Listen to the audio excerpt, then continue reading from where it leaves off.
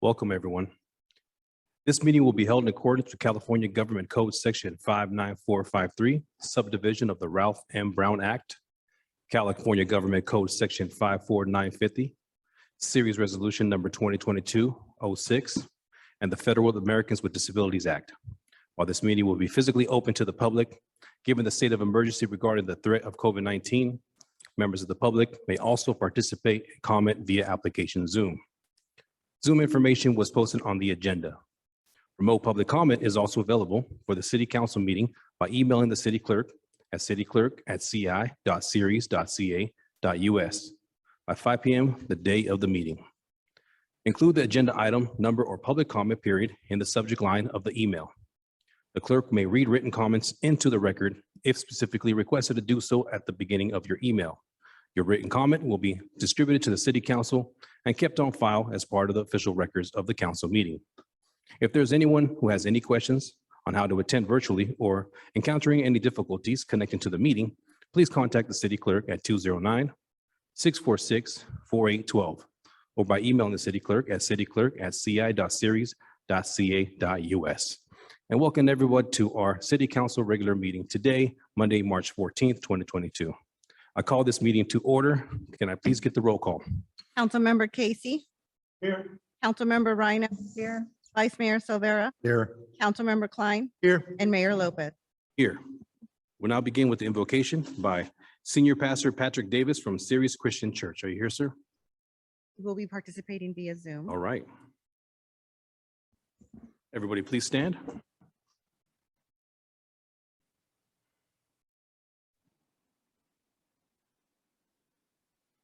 Can everybody hear me okay? Yes. Thank you, sir. Appreciate your time. Thank you for inviting me in. We want to pray for our proceedings today. Would you please bow your heads? God, we're grateful to you tonight to be able to come for the benefit and the good of the people of Ceres. God, would you bless the council tonight? Anything they have to discuss, we pray, God, that you'd give us wisdom, patience, and clarity as we walk the path that you called us to walk. God bless tonight.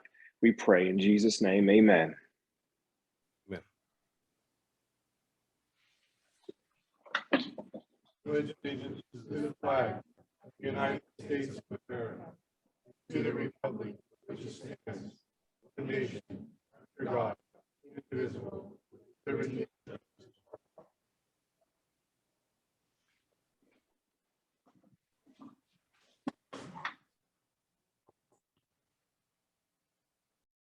Today we have a presentation.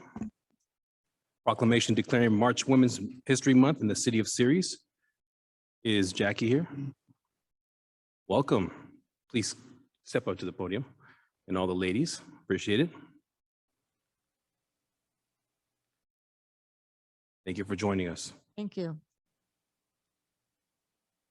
It's an honor They are today. from Persephone Guild of Ceres, and they will be accepting this proclamation. Just wanted to make sure everybody knew that. Today, declaring March 2022 Women's History Month, whereas in March of 1987, Congress passed Public Law 109, designating March as Women's History Month. Whereas American women of every race, class, and ethnic background have made historic contributions to growth and the strength of our nation in countless records and unrecorded ways. And whereas American women have played a unique role throughout the history of our nation by providing the majority of the volunteer labor force of the nation. Whereas American women have been leaders, not only in securing their own rights of suffrage and equal opportunity, but also in the abolitionist movement, in the emancipation of movement of the industrial labor movement, the civil rights movement, and other movements as well, which create a more fair and just society for all. And whereas, despite their contributions, the role of American women in history have been consistently overlooked and undervalued in the literature, teaching, and study of American history.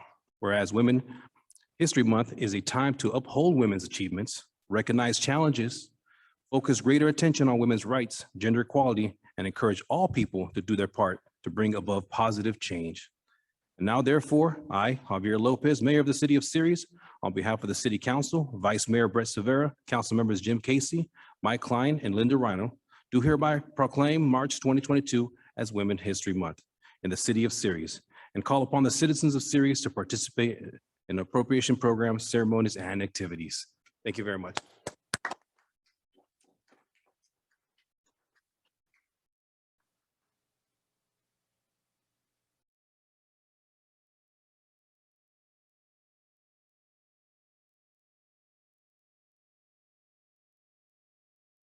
On behalf of Persephone Guild of Ceres, I'm honored to accept this proclamation. And for those of you who are not familiar with Persephone Guild, I will just tell you that Persephone is the daughter of the goddess Ceres. So we are the daughters of Ceres, and all the work we do remains in the city of Ceres, both in schools and in the community. Thank you very much. Thank you.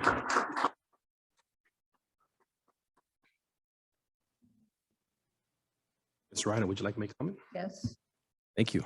I would just like to add that I believe I'm only in 104 years history of Ceres that I'm the 6th female to serve on the city council. Thank you, council member. Okay, we are moving on to citizens' communications. To all councils matter not included on the agenda, you're allocated 5 minutes. While the city council welcomes and encourages participation in the city council meetings, adopted rules allow no more than 5 minutes. Resolution 2007-106 for expression of non-agenda items, matters under the jurisdiction of the city council and not on the posted agenda, may be addressed by the general public. However, California law prohibits the city council from taking any action on any matter which is not on the posted agenda unless it is determined to be an emergency by the city council. Citizens are entitled to address the city council on any agenda item subject to the 5-minute provision. Anyone wishing to address the city council must adhere to the rules of decorum. The rules of decorum are posted outside the city chambers. Let's go ahead and begin with any comments via Zoom. Are there any hands raised?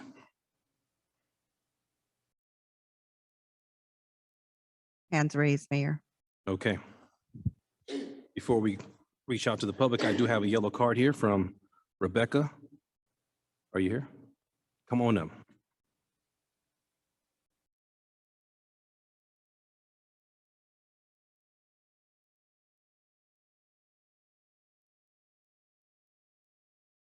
Good evening, Mayor Lopez and esteemed members of the council. First of all, I want to just say thank you for previously, several months back, voting to combine the fire services with the city of Modesto and Ceres, because it has actually given us a greater opportunity to be serviced in our area, which is commonly known as no man's land off of South 9th Street, of which we are part of your general plan. What I'm here to talk about is a decision that was made in the 1970s by LAFCO. For those who do not know what LAFCO is, it's the local area formation commission that makes decisions regarding communities in unincorporated areas with the input from local cities and the county. Our area, no man's land in the 1970s, was appointed to the sphere of influence of Ceres, regardless of what our community members stated. There were 69 community members who said they did not want to be allocated to Ceres. Not to offend anyone, but it was just our choice because we are closer to the downtown area of Modesto. We have the city of Modesto water. Our sewer is hooked up to the city of Modesto, although billing is handled through Ceres, and we pay nearly double the rate we would normally pay if we were in Ceres. That billing has probably cost our community, which is a disenfranchised, underserved community, a duck community. We've probably bolstered your, not yours personally, but the city of Ceres funding by about $8 million over the course of over 30 years, which is a lot of money for a lot of the members in our community who have very low incomes. Our city of Modesto Park is in this sphere of influence, and it belongs to the city of Modesto, was given to the city of Modesto by the Mancini family with the provision that it would be updated and created and to be a good family park, which it has not been. For the past several years, and I don't know current status, but City of Ceres, because of their funding deficits, had not paid into the JPA funds. That's the Joint Powers Authority funding for that park. So therefore, consequently, our park was even getting less money, and it is part of the Tuolumne River Trust. We have a school that's the City of Modesto School, Tuolumne, which just recently became a K-8 site. And Superintendent Noguchi totally supports the annexation to Modesto and has written the Board of Supervisors to state so. On a personal note, my family has owned their property since 1948. We have paid taxes with no visible improvements to our roads. We do not have curbs and gutters. We have the minimum, which is the minimum standard in order for us to be annexed, whether it be into Ceres or into Modesto. So what I am here to ask your council to look into this and to hopefully start the dialogue and the process to see what it would take for us to be removed from your sphere of influence, to be put back into a position where we could be annexed in by the City of Modesto.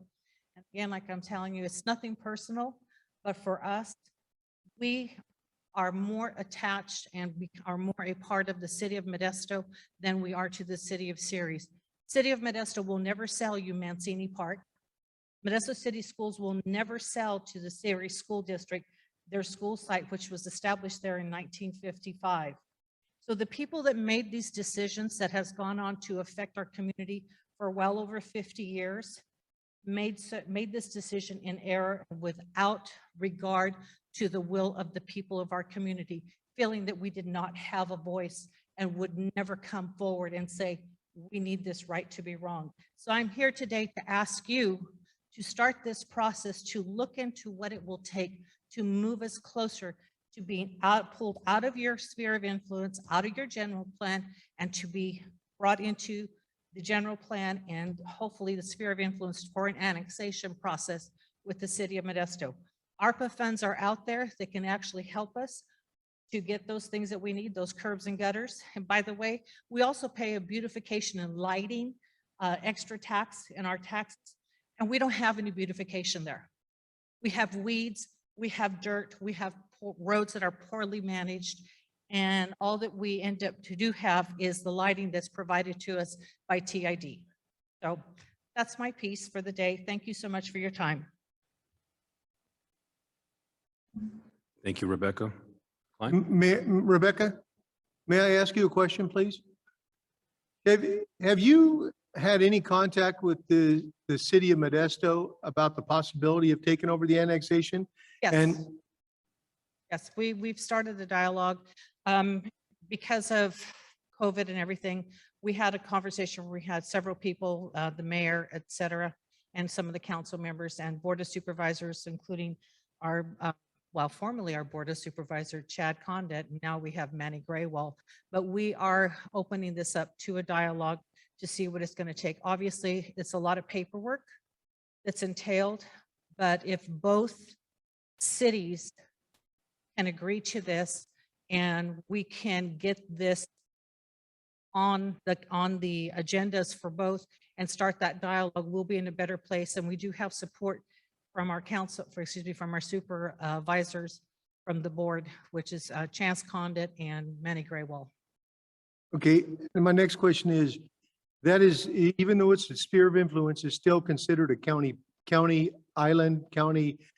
We're an Thing? unincorporated area, yes. Okay, and I know from past experience with former County Supervisor Jim DeMartini, and I know that they're in the works now, and I know that I would believe that the Supervisor Condit would look into this, but I know that the county is in the process of doing curbs and gutters and doing that in certain pocket areas. Have you checked with Supervisor Condit where they look, how they look like and coming into play with your area?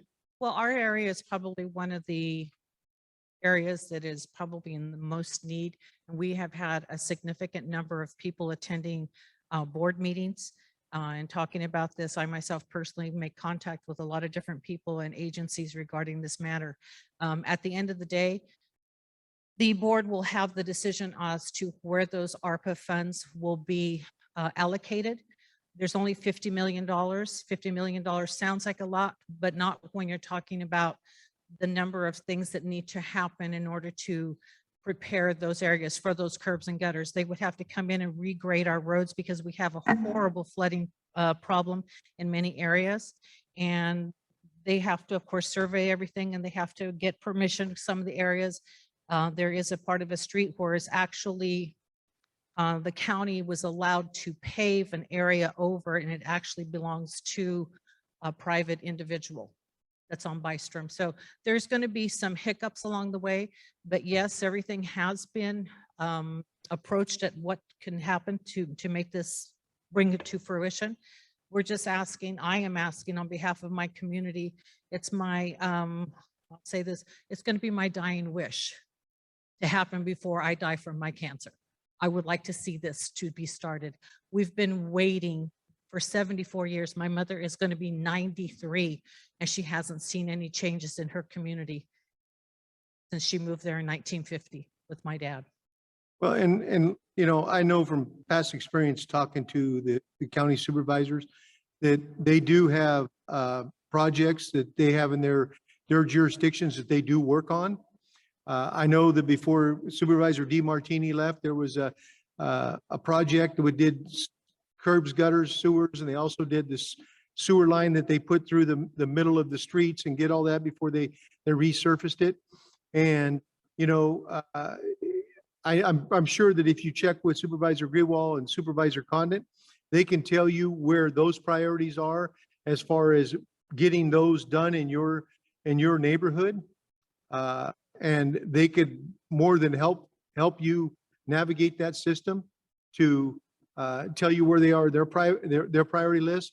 Because I know they did some projects out towards Salida a while back. You know, they got the North County quarter they're working on. So, you know, I think that would be a good start and see the time frame on those things. And in the process, then, you know, we'll take on under advisement as far as, you know, talking to the city of Modesto, because we do the sewer. Okay. It is something that we have to work out a transfer, because I know that on the north side of Hatch Road, all that sewer gets transferred to the city of Modesto, and we pay a premium to the city of Modesto to process that sewage. So, you know, I'm sure city staff will work with you and to get this process moved. I've already had dialogue with your city manager and a few other people about 2 to 3 weeks ago. I've already had these conversations with Supervisors Condit and Graywell. And in regards to what was happening when Mr. DeMartini was a supervisor, the area that you're referring to is the Olympic track, also commonly known as the Park Lawn community. And we worked on that from 2010 to 2014 to make that happen and come to fruition.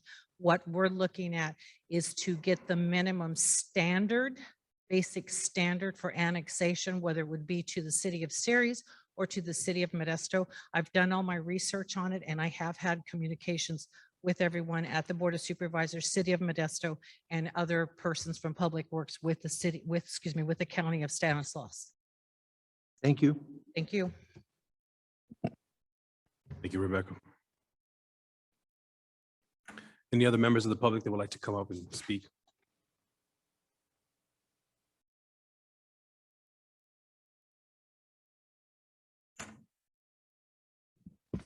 Uniquely series.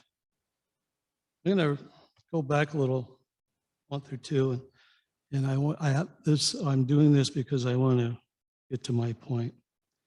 An email was sent by the mayor, January 21st, 2020, to John Warren. Somehow it got to me, and he addressed it to the gentleman. To make it short, though, in part of the message, Mayor Lopez wrote, regardless if it's pop event, local business for whom I support, the real evidence only shows how negative and anti-small business you are. In the end, I also support freedom of speech and the right to have an opinion. Kind of ironic. These are years our only council, or our city council and city staff work day in, day out to move the city forward. I suggest you be part of the solution, not part of the problem. The solution is right here, 10 pages of the sidewalk vending And on the very top part of it says purpose, 517.010. The purpose of the chapter is to establish a permitting and regulatory program for sidewalk vendors that complies with State Bill 946, Chapter 459, Statutes 2018. The provisions of this chapter allow the city to encourage small business activities by removing total prohibition and portable food stands and merchandise sales, while still permitting regulation and enforcement of unpermitted sidewalk vending activities to protect the public's health, safety, and welfare. It goes through many, many things. I mean, it's going to take you a while to read it. I'm sure the two people that were there were Mike Klein when these were constructed and Linda Rhino. I'm sure they know some of the inners of this particular piece of code enforcement for sidewalk vending. And its application, everybody, it doesn't leave anybody, it says every person has to go through this process. You have to submit legal names to the applicant. The applicant has to give the names and addresses of the people that work for him. There has to be something on the cart or whatever they're doing. They have to have a permit right on their person.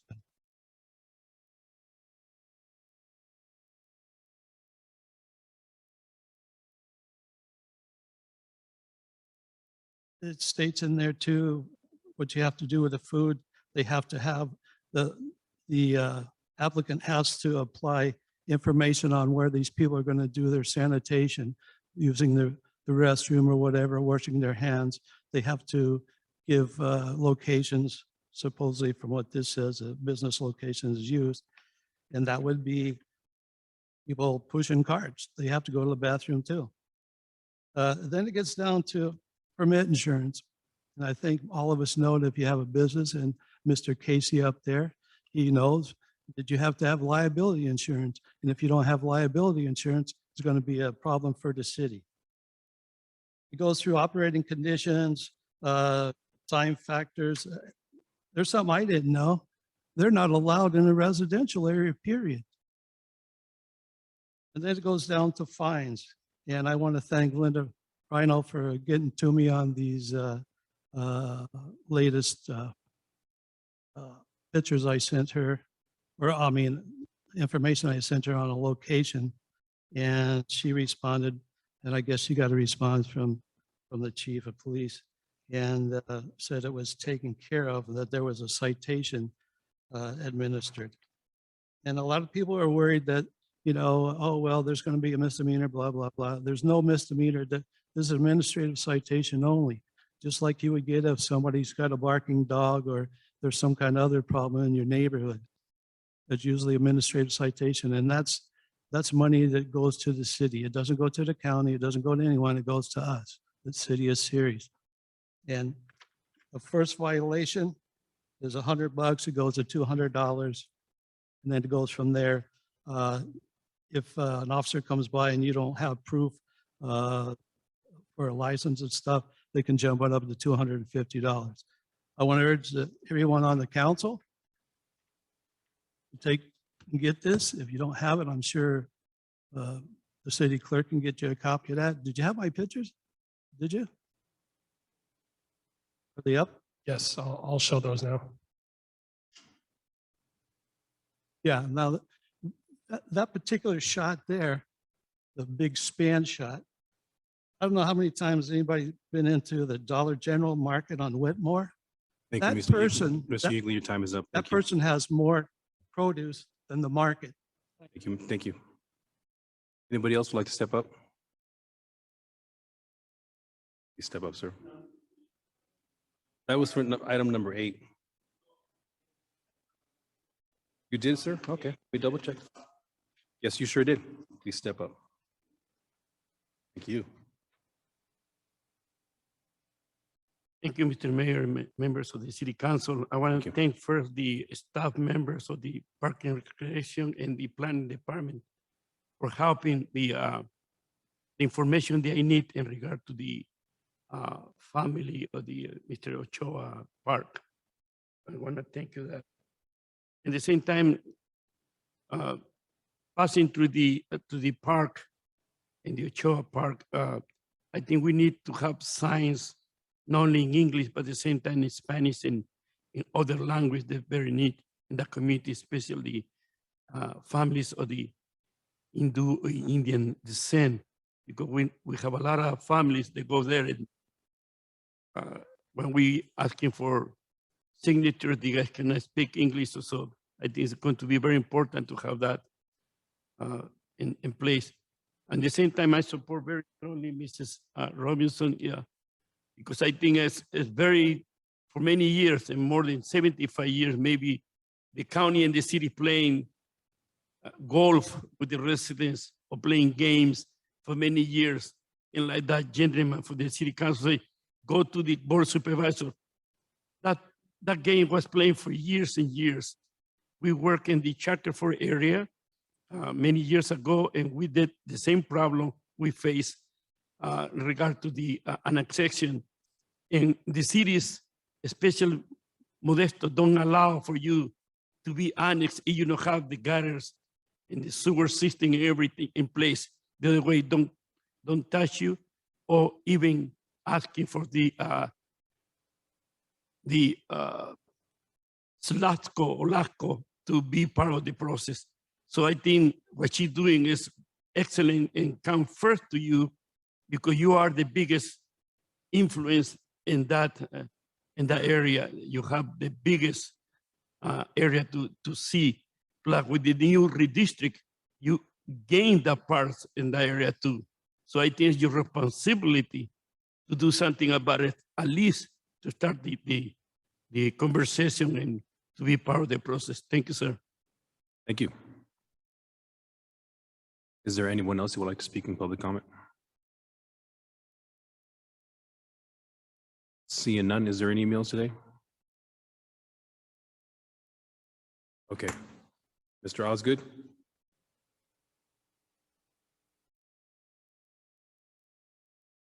Mr. Osgood, I'll unmute your mic. Sorry. Yeah, can you hear me? Yes, we can. Tried to sneak that in there at the last minute. So I understand there's a lot of talk this evening about annexation. Might I make one suggestion? If that community truly wants Ceres to include them, maybe they can garner support in the community, come up with a measure to put on the ballot and ask the rest of us citizens to do that. That's one way they could progress the process. That's my only thoughts for public comment this evening, just to help them out, maybe give them a different idea. But we as the people can petition the rest of the people to approve our desires as well. It doesn't have to always come through the council or the board of supervisors. We can tell our government what we would like to see. So I would encourage them to ask the citizens of Ceres through a ballot measure if they so choose to be included in our community for our acceptance of them. Hope everyone has a great night, and we'll speak to you during the public hearing. Thank you, Mr. Osgood. Councilmember Klein? Mr. Osgood, hopefully Rebecca will come up and correct me if I'm wrong, but what she was asking is for us to relinquish our sphere of influence so the city of Modesto could annex them into their city. That's what she was asking, is for us to relinquish our sphere of influence. Am I correct?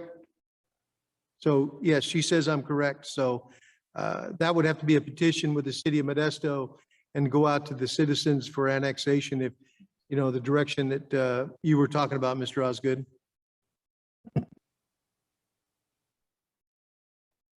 Okay. Any more hands raised? There are no other hands raised, Mayor. Okay. Seeing nobody in the public with their hands raised, public communications is now closed. We're now moving on to conflict of interest. Is there any conflict of interest from the council? Seeing none. Moving to consent calendar. All matters listed on the consent calendar are considered routine in nature and will be enacted by a single motion unless otherwise requested by the individual council member or public for special consideration. Otherwise, recommendations of staff will be enacted and acted upon by a roll call vote. Is there anyone in the council that would like to consent item pulled? Councilmember Rhino, Item 6. item number 6. Any other council members? Seeing none. Members of the public, would you like an item pulled? Seeing none. Anyone on Zoom? No hands are Seeing raised. none.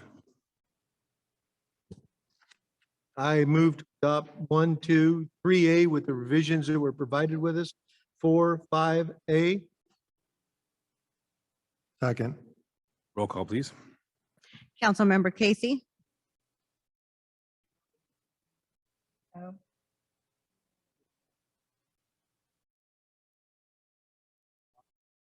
Councilmember Rhino, Yes. Vice Mayor Silvera, Yes. Councilmember Klein, Yes. and Mayor Lopez. Yes. Motion passes 5-0. Okay. Resolution number 2022-14, approving an agreement with Dudick and authorizing the city manager to execute the service agreement for the vegetation monitoring and reporting for River Bluff Regional Park Lower Terrence Project. Ms. Rhino, go ahead. Mr. Royal, it says in the staff report that years 1 and 2 of the monitoring didn't happen because of COVID. So does that mean that we're forgiven for those, or are they added on to the end? No, we're forgiven. Okay. And then my other question is, in the contract on page 2, it says the surveys will include 2 site visits between February 14th and June 30th. Did they do the site visit before we approve the contract on February 14th, or do we need to modify that?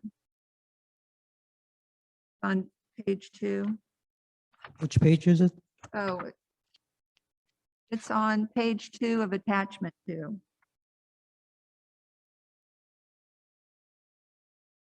For task 2. Near the bottom. Yes. Well, that would be the visit between February 14th and June 30th of this year. Correct, but, This is after we award the contract to Dudick, okay, so today's March 14th, right? so they wouldn't be able to do an inspection on February 14th if this is March 14th. Well, they would have to do it on June 30th Sorry? of this year, 2022. It's between, right? Is that? Yeah. So not on those dates exactly, I guess. So February 14th, they didn't have to do it on February 14th, but just sometime between when the contract is awarded and June 30th? Right, we were under the impression we were going to have this contract done earlier. So that's why February 14th was used. But then at this point, they would have to move that day to a different date to accommodate the signed contract. Okay, thank you. Welcome.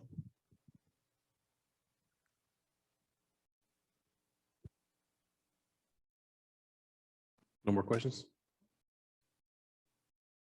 Members of the public? Move to adopt resolution number 2022-14. Second. Roll call, please. Councilmember Casey, Yes. Councilmember Rhino, Yes. Vice Mayor Silvera, Yes. Councilmember Klein, Yes. and Mayor Lopez. Yes. Motion passes 5-0. Looks like we're ahead. 6:30 now. The hearing is going to be at 7 p.m. So we will have to wait for the hearing. So I'm going to go ahead and move to new business. Item number 8, we'll have 30 minutes to discuss this item. Resolution number 2022-15, approving the American Rescue Plan Act, ARPA spending plan. I would like to make a comment before I hand it over to Alex. The city manager will present the staff report and we'll take comments from the public. Comments will be considered as part of our discussion. We'll go over each line item. If there are no questions from the council or the public on the line item, we'll group the approved items and move the motion. Any items up for discussion will be brought back for further discussion. Items will be numbered top to bottom, total of 35 line items. The city manager will go over the items one by one with current updates. And please take notes. Once the city manager goes over the items, I will go over them again, one by one, looking for approval. Alex? Thank you, Mayor. So we'll just jump right into the staff presentation.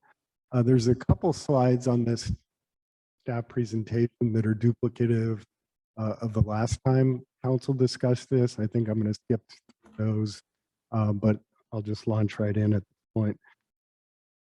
Can everyone hear me okay? We're going to give me a new mic.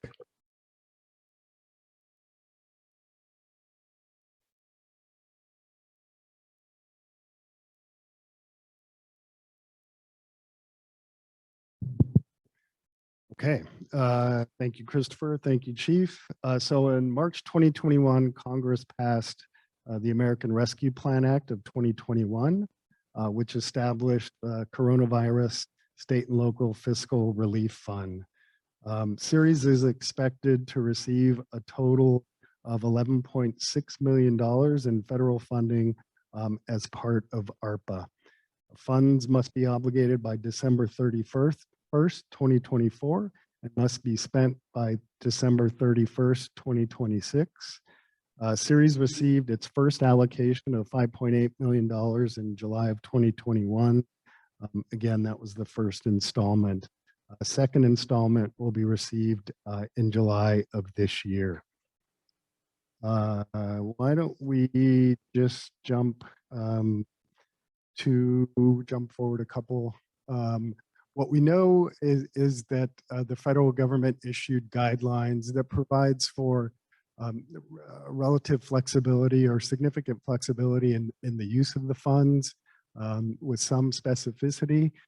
But we do know that the federal government has said what we can't use the funds for, and that is to offset a reduction in new tax revenue.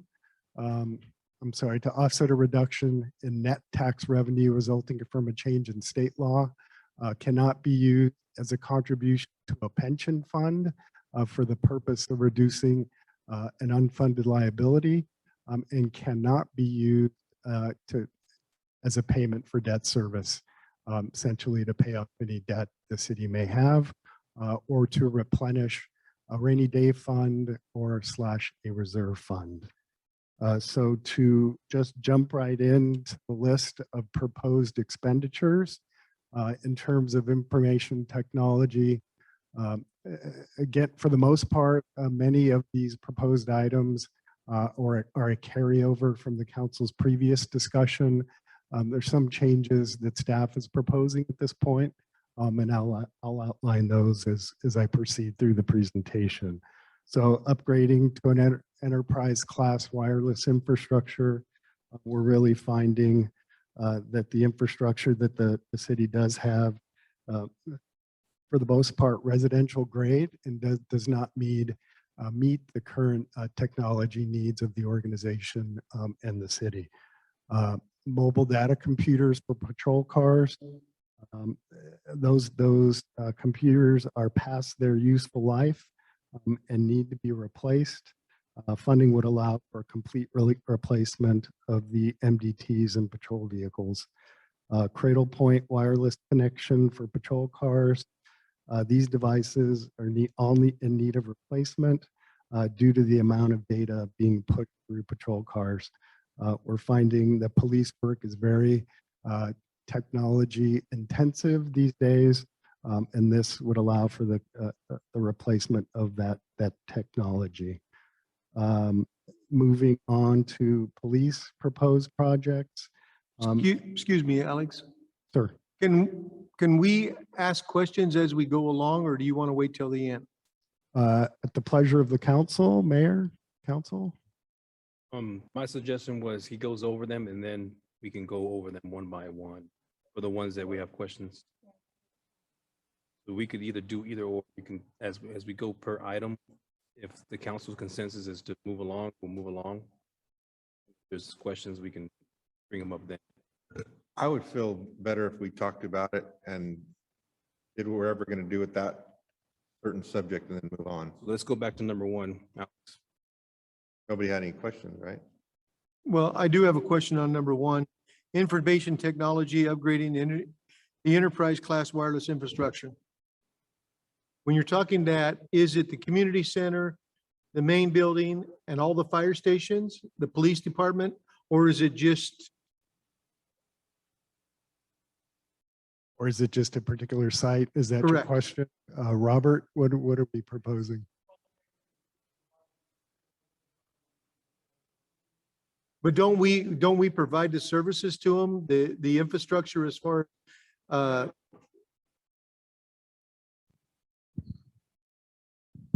They provide their own internet. so they provide their own internet, everything. Yes. So it's basically just our campuses. Yeah, so it'd be City Hall, Community Center, and Annex and Public Works. Thank you. Thank you, Council. That's the only question I had. Councilmember Rhino? I have a question on the mobile data computers and the Cradle Point wireless connection. It says there's no recurring cost. There is no monthly or yearly subscription for either of those. No, those are all actual hardware purchases. Right, thank you. We do have that technology in place. There is a revolving that already exists, but the technology purchase would not change that annual or monthly cost. Okay, so I'll look for consensus from the council. Item number 1? Yes, Yes. Okay. Yes. Item number 2? yes, Yes. Yes. Making sure? Yes, okay. Because we went over item number 3 as well, right? Does anybody have any Yes. questions on item number 3? yes, Consensus? Everyone, yes? yes. So now we're on number 4. Public safety cameras, Correct. Mayor. Staff, I combined, there were a couple different projects throughout the list that related to, I guess, what I'll call public safety cameras. I combined that into this particular category. At this point, proposing $300,000 public safety cameras, really as a placeholder request at this point. We're in the process of fully scoping out that project, what it will look like, how many camera locations, and really don't have a solid cost on numbers at this point. So I would suggest and recommend that this be considered a placeholder request. We'll likely be coming back to you in round 2 as the council for additional funding for additional cameras. So that's separate from parks, the cameras for the parks? That category was combined into this, council Oh. member.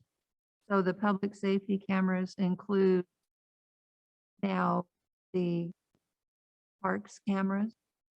Yes. Okay, well, I think it's imperative that we move forward with the cameras specifically for the parks because we're all seeing the increase in vandalism. And I know we talked about it before and we never had the funding, but we need to move forward as soon as we can and we need to get cameras out at all of our parks. And I hope that there's the technology like I have at home, that if some person gets into the area that they're not supposed to be and they start tagging, that if it's tied into dispatch, that they can, you know, hit a button and it'll shock the Jesus out of whoever's doing it before the police get there. I would assume my home security camera does that. I would hope there's a commercial one that would do that, but we need to do something. It's getting ridiculous. I say we approve this, get some of those priority cameras like she suggested up and going, and the rest of the money be the placeholder for, you guys are still looking into quotes, so I think it's important that we get the ball rolling, like she said. So if we all unanimously vote, get the ball rolling, and you'll have that $300,000 there. I do agree. We need to get the ball rolling. So everybody's good with it? So, Okay, thank you. Councilmember. Moving right along, public building, or excuse me, police building security system. Current system's over 30 years old. This would provide funding for the installation of a new key card system and replace the door locks on the building. $250,000 with a recurring cost of $1,200 a year. That for all of the campus or just the police building? Just the police building. Not included is the question. Does that include City Hall as well? Yes. This does not include City Hall. Although it would make sense if we were going to that expense, including some funding for City Hall. Unfortunately, I don't have a number if that's the council's desire at this point. Maybe that'd be a good thing to start with after July, the next installment. Finish it in City Hall, better in this building. Because my question would be, if it's just for PD, would there be two different cards or keys to have to get in between here and the City Hall? To my understanding, it'll be the same system, just upgraded with new hardware. So I don't think you would have two different key systems. But we don't know that for sure. I do not know that for sure. Well, I think to me, this would be a placeholder until that it would still work with the existing hard keys we have for all the other employees that have that building. But I think it should be a placeholder so we can get the. So typically on a security system, you can upgrade the hardware and still keep the firmware and what was programmed before. So I've seen this because I've actually installed security systems myself. So, but still, we still need to make sure that it will be compatible with the old hardware at City Hall, which I guarantee you it won't, because I'm sure that it's outdated. Also, it's probably no longer supported by the factory. So I'm sure at some point, once we upgrade the public building, the police building, we'll have to upgrade City Hall. So I think that we should most definitely do this first, and then we'll move with City Hall. I don't think there'll be a badge access issue because it's all programmable. So I believe that just replacing the hardware won't affect that. And we could certainly make sure it's compatible with both card key systems. Carrying two card keys wouldn't make a lot of sense. Yeah. We can approve it pending that information that Dallas just said. And if it doesn't work that way and we would need two cards, then bring it back. We can approve it as it sits. If the card that we have now works. Council, yes on this? Thank you. Next. Upgrade a police officer's duty gear storage room in the chief's briefing room. $40,000 provides funding to replace wood shelving, secure the area where duty gear is stored, and update the chief's briefing room. $40,000. Any questions? Yes. I think when we're looking at ARPA funds, that we should really be looking at items that are the police and the fire security, or like fire wants some EMS stuff and police need their mobile data computers and things like that.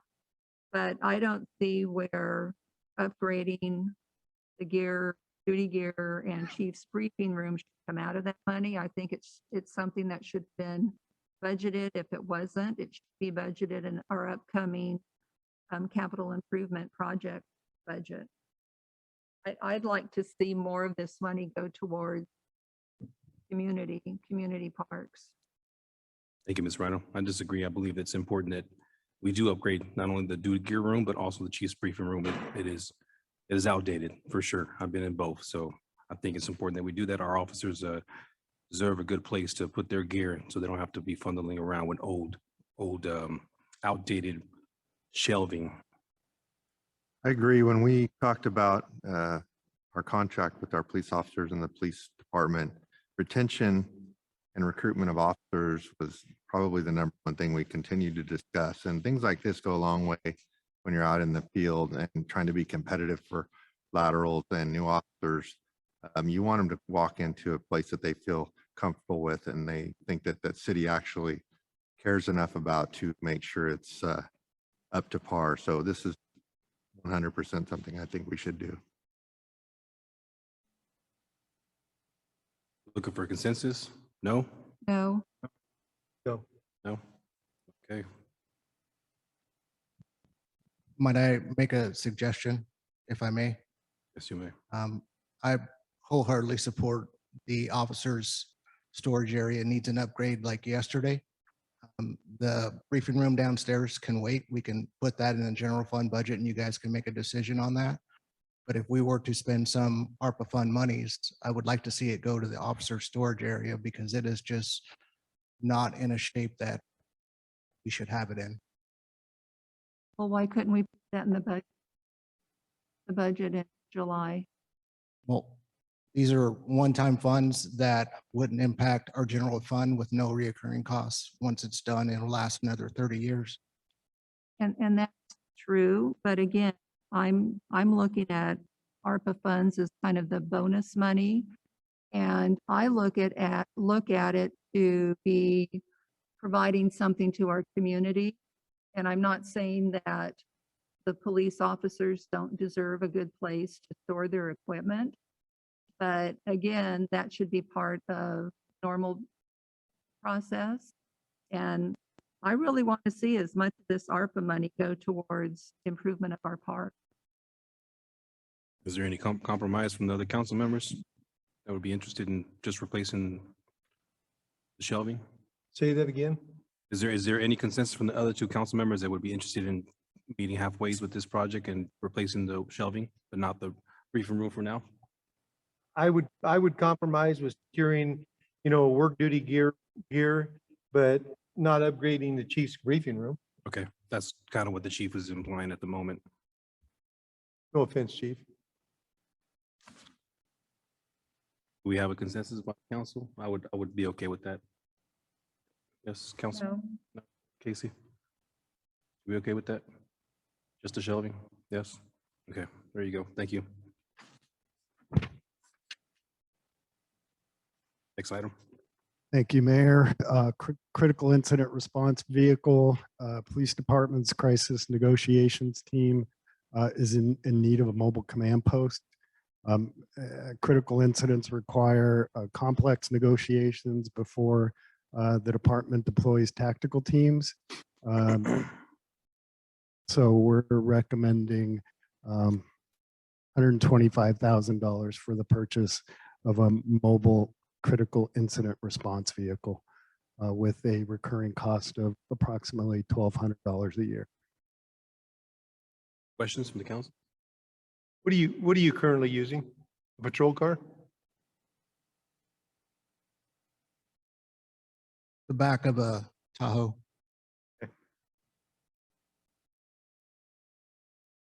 Consensus from the council? Yes? Yes, looks like a yes. Casey, just double checking. Thank you, Chief, for that information. Okay, moving right along. Thank you, Council. Speed trailers. Speed trailers are necessary to post at various locations throughout the city as a visual deterrent. We're proposing the purchase of speed vehicles.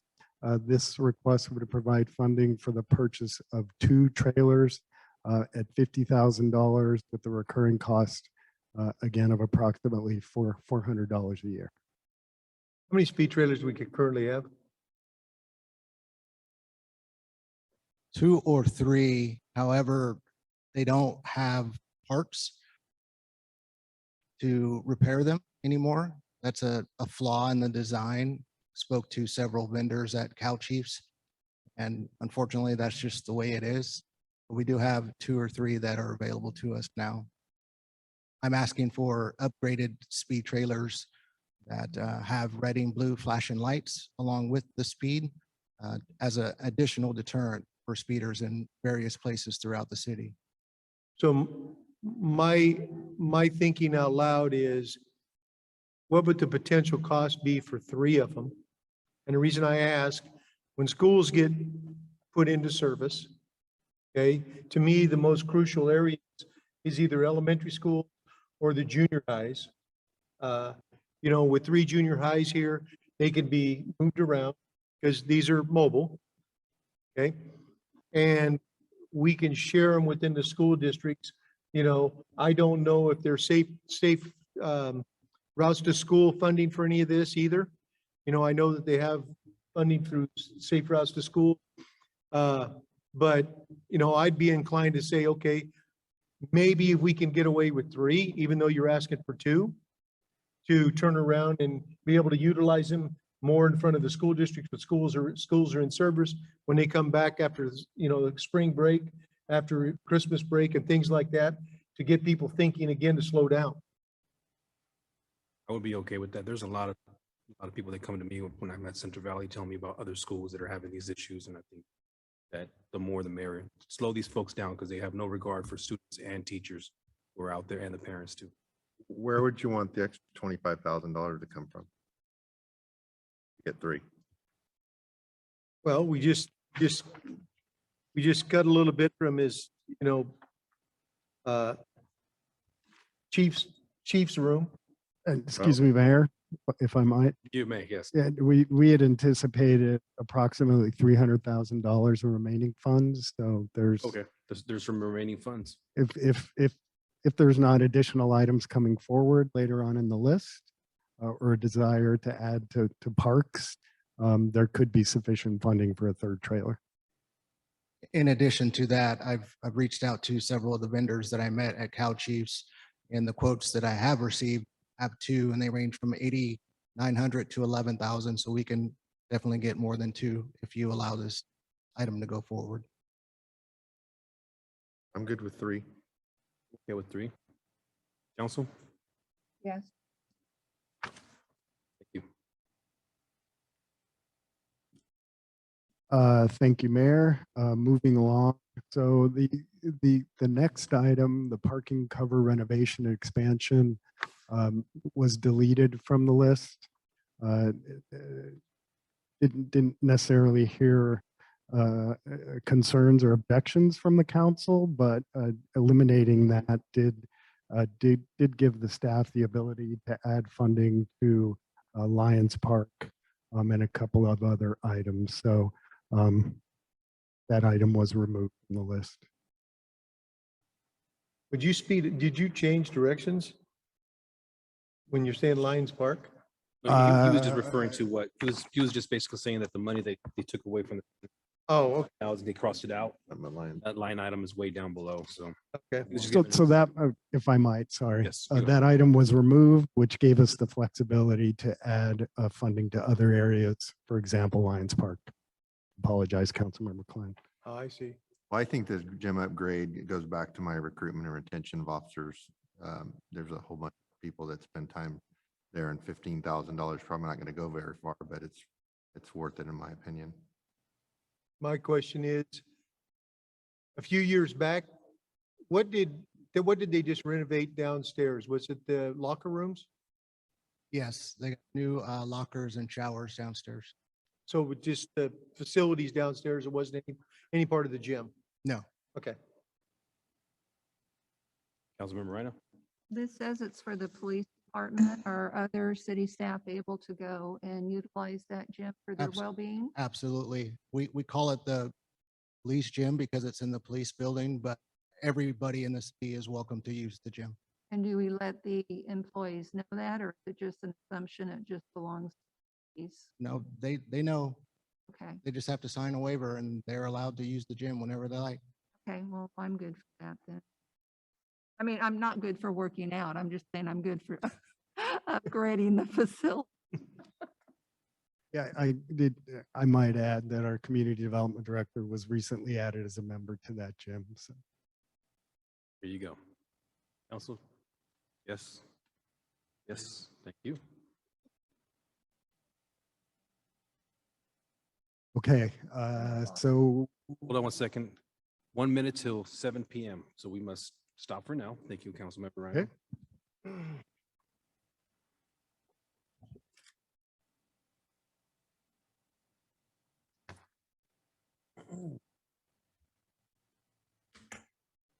We're now moving back.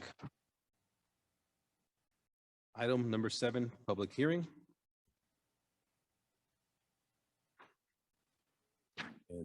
couple seconds here.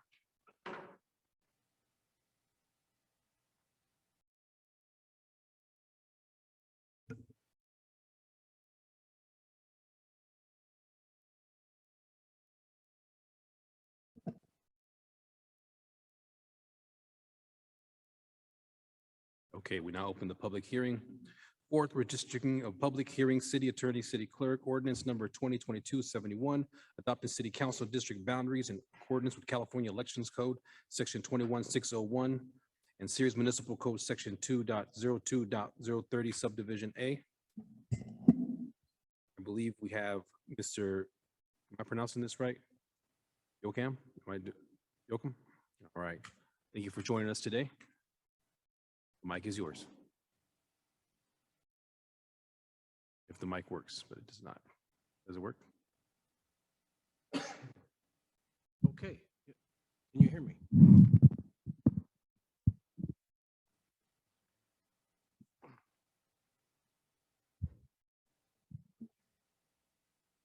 Okay, she's got it up here, so I'm good.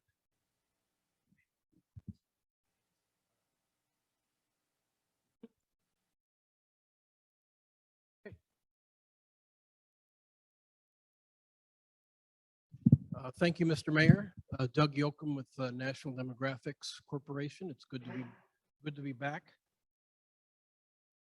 I'll go through the beginning of this because we're covering some of the ground that we've already covered. And we've had a process we've gone through so far where we've had 3 meetings, and this is our 4th. And at this meeting, here are our goals for today. We'll review the previous draft maps that I went through at the last hearing. We'll review a couple new draft maps that came in from the public.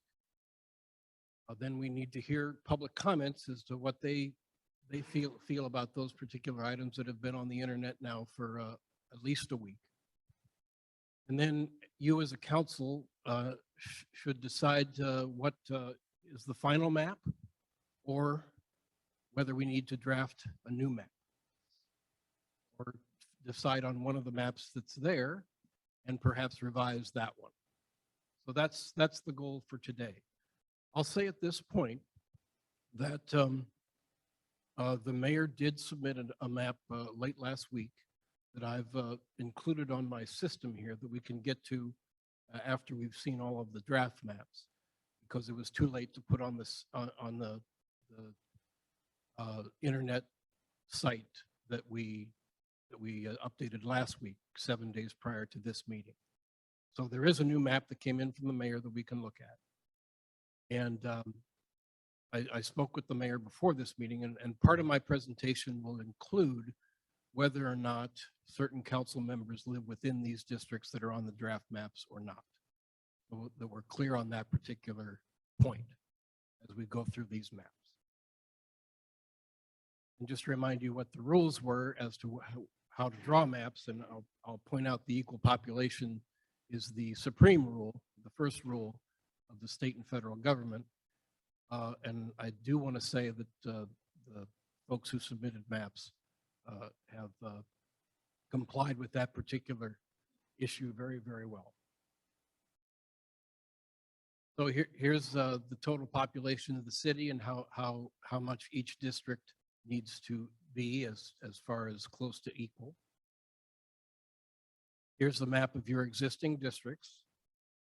And I will remind you, as we discussed a couple of meetings ago, looking at this population chart, your current districts are balanced according to state and federal laws. So if you wanted to keep your current districts, you could do that. Here's the first draft map that I presented at the last meeting. And I will simply describe it as a very, very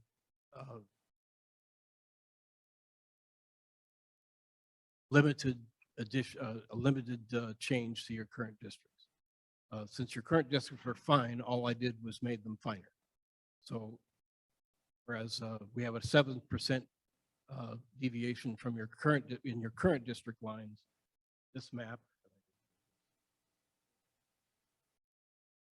is a 3.5% deviation.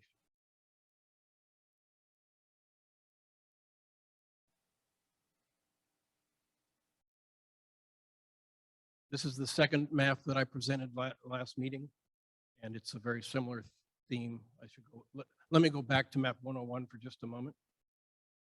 I said that we would discuss where council members reside within these maps.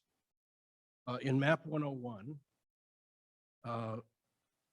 Mr. Silvera and Mr. Klein are in District 4, but it's my understanding that I have the wrong address for Mr. Silvera.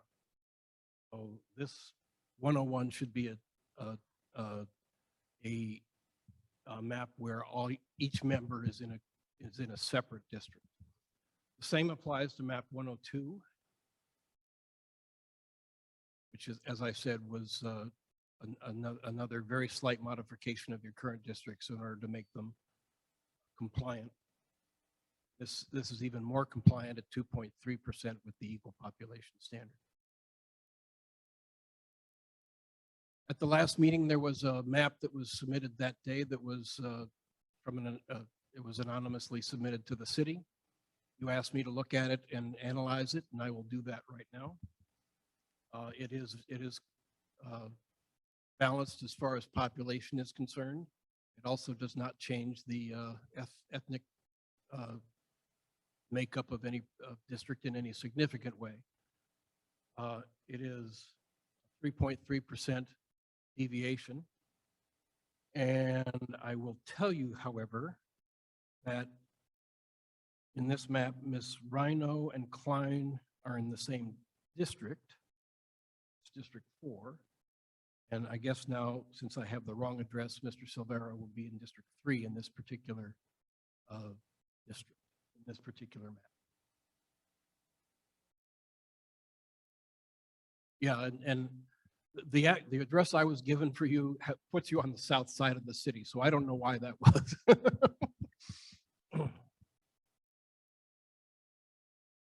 Now let me go to map 104, which came in after the previous meeting, and it was submitted by Mr. Osgood.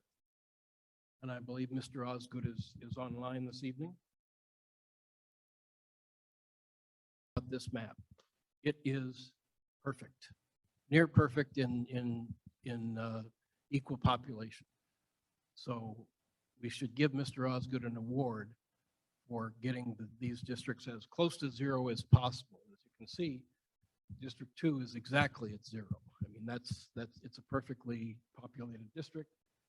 And the total deviation for the plan is less than 1%. So Mr. Osgood deserves an award for being close to equal population. As far as looking at the districts,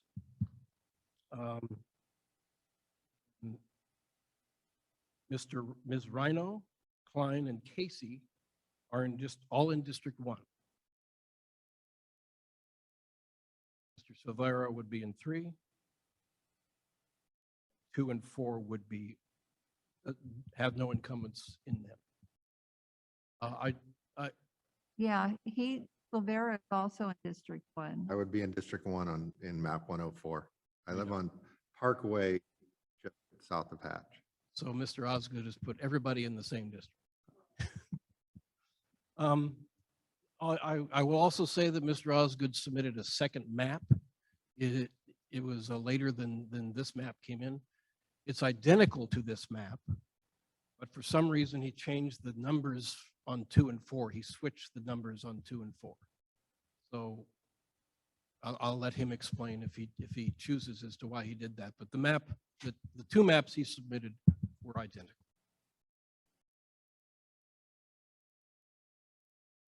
So at this point, Mr. Mayor, we have presented to the council all the maps that came in either through as I drafted for you or from the public. I've presented those maps to you.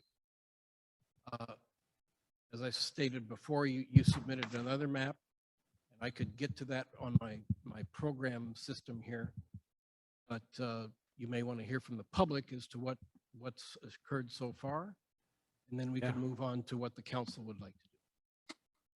Okay, any comments from the public? in regards to the current maps that were submitted before the deadline. Any, sorry, what? Yeah, we are opening the public hearing, yes. Would you like to step up and say something? Please. Thank you. I was doing too fast for me to really see the numbers. The only one that I have very close was the District 2 in regard to have what, 63% Hispanic? I believe that's the case, yes. Pardon me? On which map, sir? I don't know, the map you were doing so fast, sir, I don't know what map was. It was 63 Hispanic population in one, in District 2. So my question is, if you have over the number that you're supposed to have in regard to the racial ethnicity, is the district number 2, who represent district number 2 right now? You, so that means, to be honest with you, we need to have more Hispanic representation because all the numbers that we have. So somewhere, somehow, is some kind of not open discrimination, but try to do the persuasion or that somebody else can run or not run for the district. They have a high concentration of Hispanic, and yet we don't have representation of Hispanic, only the mayor. But the rest of the city council members is not from our community being represented. Thank you. If I may make a comment, Yes, sir. Excuse Hold me. on one second before both of you make a comment. I think that District 2 is probably on the left side. If we were to make that District 2 on the left side of the freeway, would have better representation for the public on that side, as far as that's concerned. And that's why we are redistricting. That's why we are going through this process today. And everybody knows that Ceres is, largely population is Latino. But I'll go ahead and allow Ms. Sure. Councilmember Rhino first. I'd like to address your concern about Latino representation for District 2 is my district. When I ran almost 4 years ago, the districts were in place. District 2, when it was approved as District 2 previously, had the highest Hispanic population. Yet when I ran, there was only myself and I think Mr. Yeakley. I don't think anyone else ran. So we've had the highest Hispanic population, yet no one chose to run in District 2 other than Mr. Yeakley and myself. That was all I wanted to say. Thank you. and I would like to address that comment also, because in the past, we have had representation. We've had former Mayor Louis Aralo. He served on this council at 2 different terms as mayor and as city council. We also had Guillermo Ochoa, which served 2 terms. I just happened to beat him in his reelection bid for election for his 3rd term. When I ran last time, there was 2 Hispanics, Latinos running against me, and Cooper Condit won the seat. I came in 2nd. So we have tried to encourage, the Latino community to run, to participate in them. So, when we first did this district maps 10 years ago, we, as a council, we tried to push for representation on the west side of Highway 99, and yet nobody would apply. Councilmember Rhino and myself pushed this time for redistricting to get more representation on the west side. So that is why this process has drawn out like it has, because we could have just approved the maps that they were because they were within the legal limits. And Councilmember Rhino and myself says, no, wait a minute here. We need to get representation on the west side of 99. So that is why this process has taken as long. We could have approved this in January and been done with it, filed it with the state. That is why you see so many different maps, is because we have tried to get that representation. So it's just a matter of getting the people on the west side to run. So that's why we're in this process. So that is why we've drawn this out. So if you live on the west side, we encourage you to run. Okay. Anybody else have any comments? Mr. Osgood, I see your hand raised.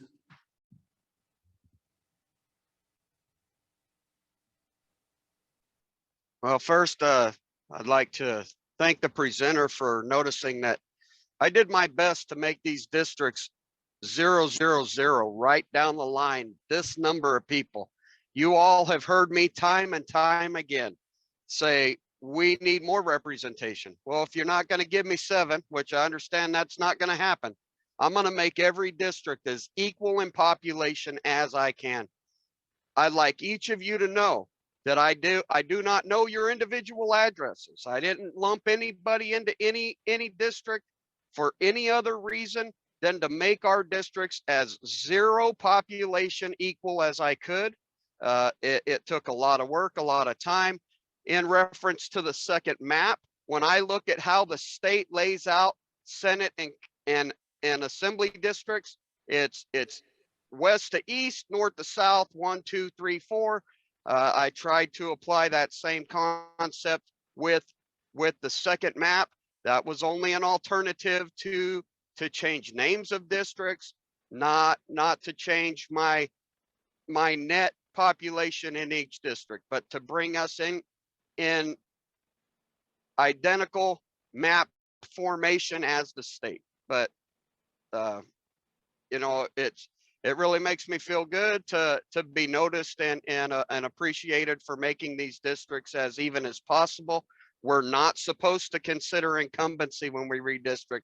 We're not considering party. We're not considering, you know, ethnic heritage. Our roots in this nation are based upon each individual is equal. If you're Hispanic, if you're Anglo-Saxon, Caucasian, Black, whatever you call yourself or refer to yourself ethnic wise, we are all equal, and that should not play a part. I would encourage every member of our Latino and Hispanic communities to run for office. Every one of our voices is important, and I hope you consider my maps moving forward. Any more comments via Zoom? Yes, Yeah, next person Daisy. is Daisy. I will unmute your mic, Daisy. Hello, sorry, I think I might have just missed this. Where did the Osgood statistics data come from? Was that from the census? Yes, yes. We're Okay. using census data, the statewide data that the state requires all cities and counties to use. Okay, thank you. That was it. Anyone else on Zoom? There are no other hands raised. We'll bring it back to council. Is there anything else that you wanted to add? No, sir. Let's just hear from the council as to what they would like to do with these maps or any other map that we have. I can switch to another system if you'd like. Sounds good. Would the council like to see my map just for giggles? Anybody interested? Let's take a look at it. It was submitted after the fact, but we'll talk about it.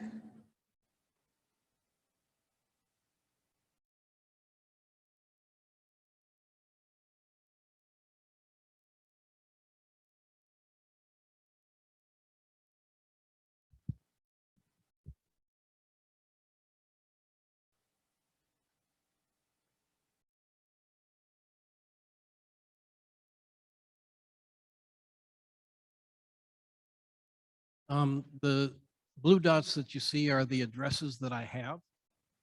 You can see I have Mr. Silvera on the south side of the city.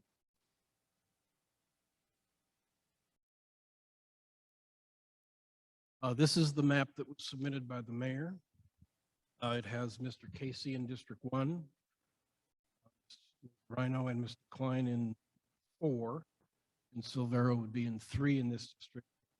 And then you have District 2 completely on the west side of the freeway.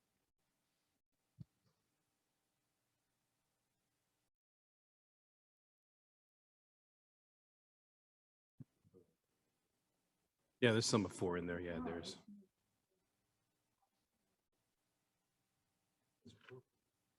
Which is Did you also color what code it real quick? District 3 did. Could you color code it just so I the mean, council can see? 103. Oh, boy. No, well, no, it's not.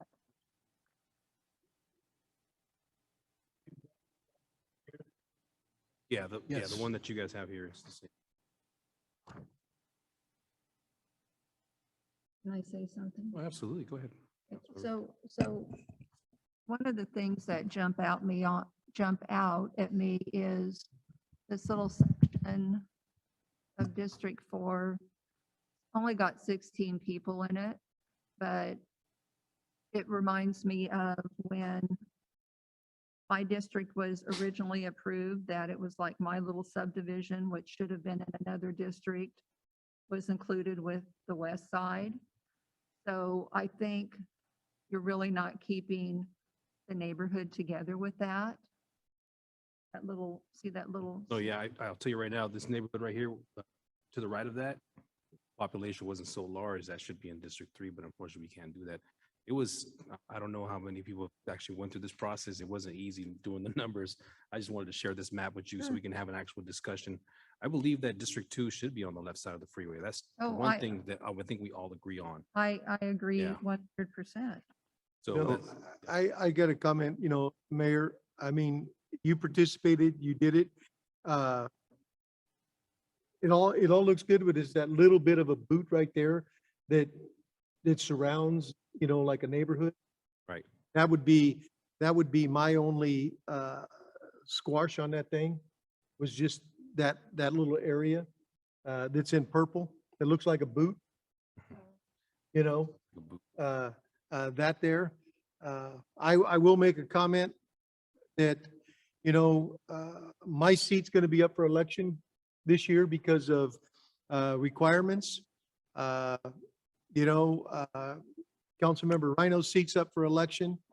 I personally have no problem whether we combine our 2 districts and let somebody run on the west side of Highway 99, open that completely up for somebody new for a 4-year term.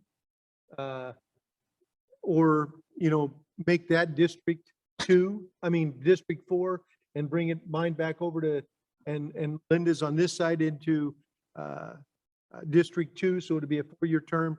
That would be totally up to the council how they want to number it, but I have no problem with combining ours to give the opportunity for the west side of the freeway. And I agree, just like when we had the discussion last time, that all of 2 should be on the west side. Fortunately, on map 103, you couldn't get all of 2. I mean, you could get all of 2 over there, but some of 4 had to spill over, but a very small amount. But I still believe, looking at it, that it is the most balanced of what we've seen. I concur with Ms. Rhino. If you want to look at map 103, there's only 2 obvious spots that could be an issue, and that's the purple little finger into District 2 from 4, and then also the very top of the map along River Road, District 1 leaking out into what is now District 3 with my district. But this map clearly meets the conversation that we had at length at the last meeting, and Mr. Klein and Ms. Rhino basically went to bat saying they're willing to do whatever it took to make this right, even though they could technically end up running against each other. 103 is definitely as close as we have gotten and probably are going to get to redistricting that makes sense. Everybody stated District 2 should be all the way on the other side of the freeway. This is really the only one that does that and doesn't completely change the rest of the districts. I wholeheartedly support map number 103. I do as well. Casey? How's it look? Sure, it makes sense to me, but one of the things that spending the money in redistricting, our federal government is not a very good example to follow. And you already have a person that's dedicated to the city of Ceres and to her district, doing a hell of a good job. By doing this, of course, it puts everybody on the other side of the freeway, but that doesn't necessarily mean that you're going to get a good person who really cares about that side. But, I mean, I support 103. I'm only saying that by doing this, you're not guaranteeing that you're going to get a good representative. Anyway. You're not guaranteeing that you're going to get somebody that speaks Spanish. So, it's fine. But, that's what's wrong with our whole system of government. We have people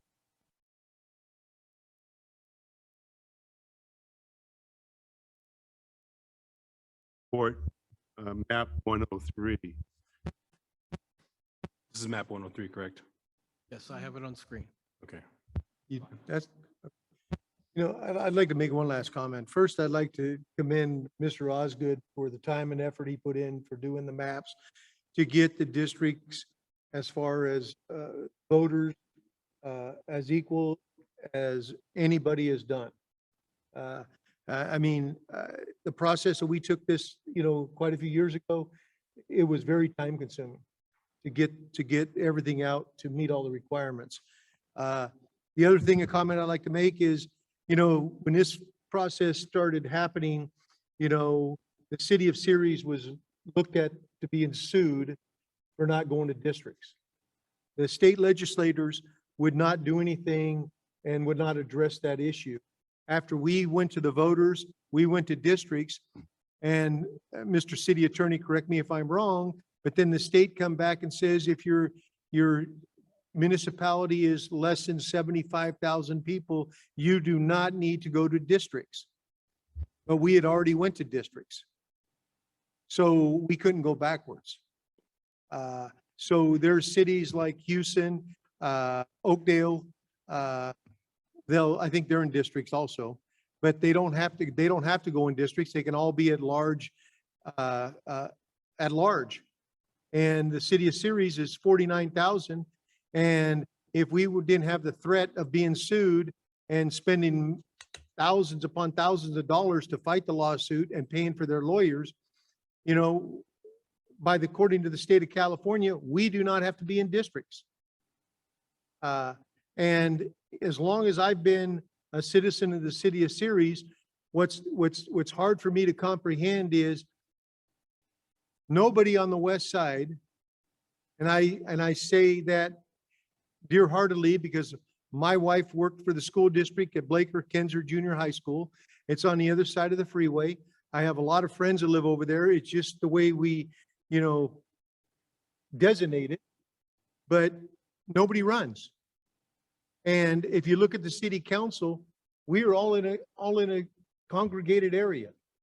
The previous city council was the same thing, in a congregated area. We need to encourage more people. And with going to map 103, that's going to draw people in District 2. That is going to get the representation that should be afforded for the other side of the freeway.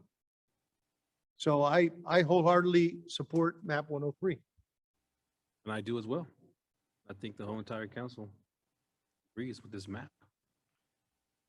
If there's any more part of the process we need to cover before we motion for this? Alex or? I don't believe so. And the city attorney can confirm what I'm saying.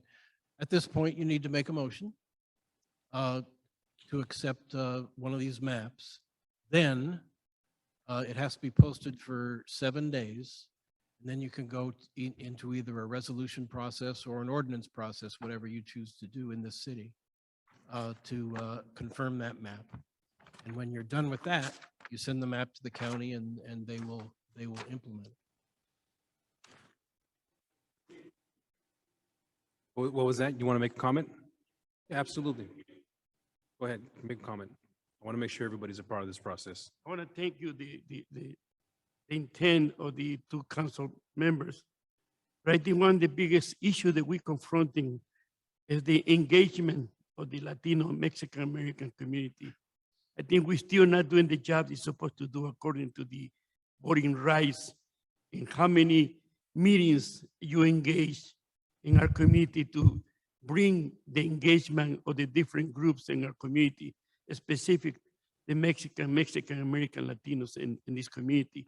I think we need to do a better job to engage and not to have that, because I remember when the suit was presented a few years ago, not only in Ceres, but the whole Stanislaus County, even the Modesto, lost almost $4 million for not being in compliance with the redistrict. So under that information, I think we need to do a better reaching our community, sir.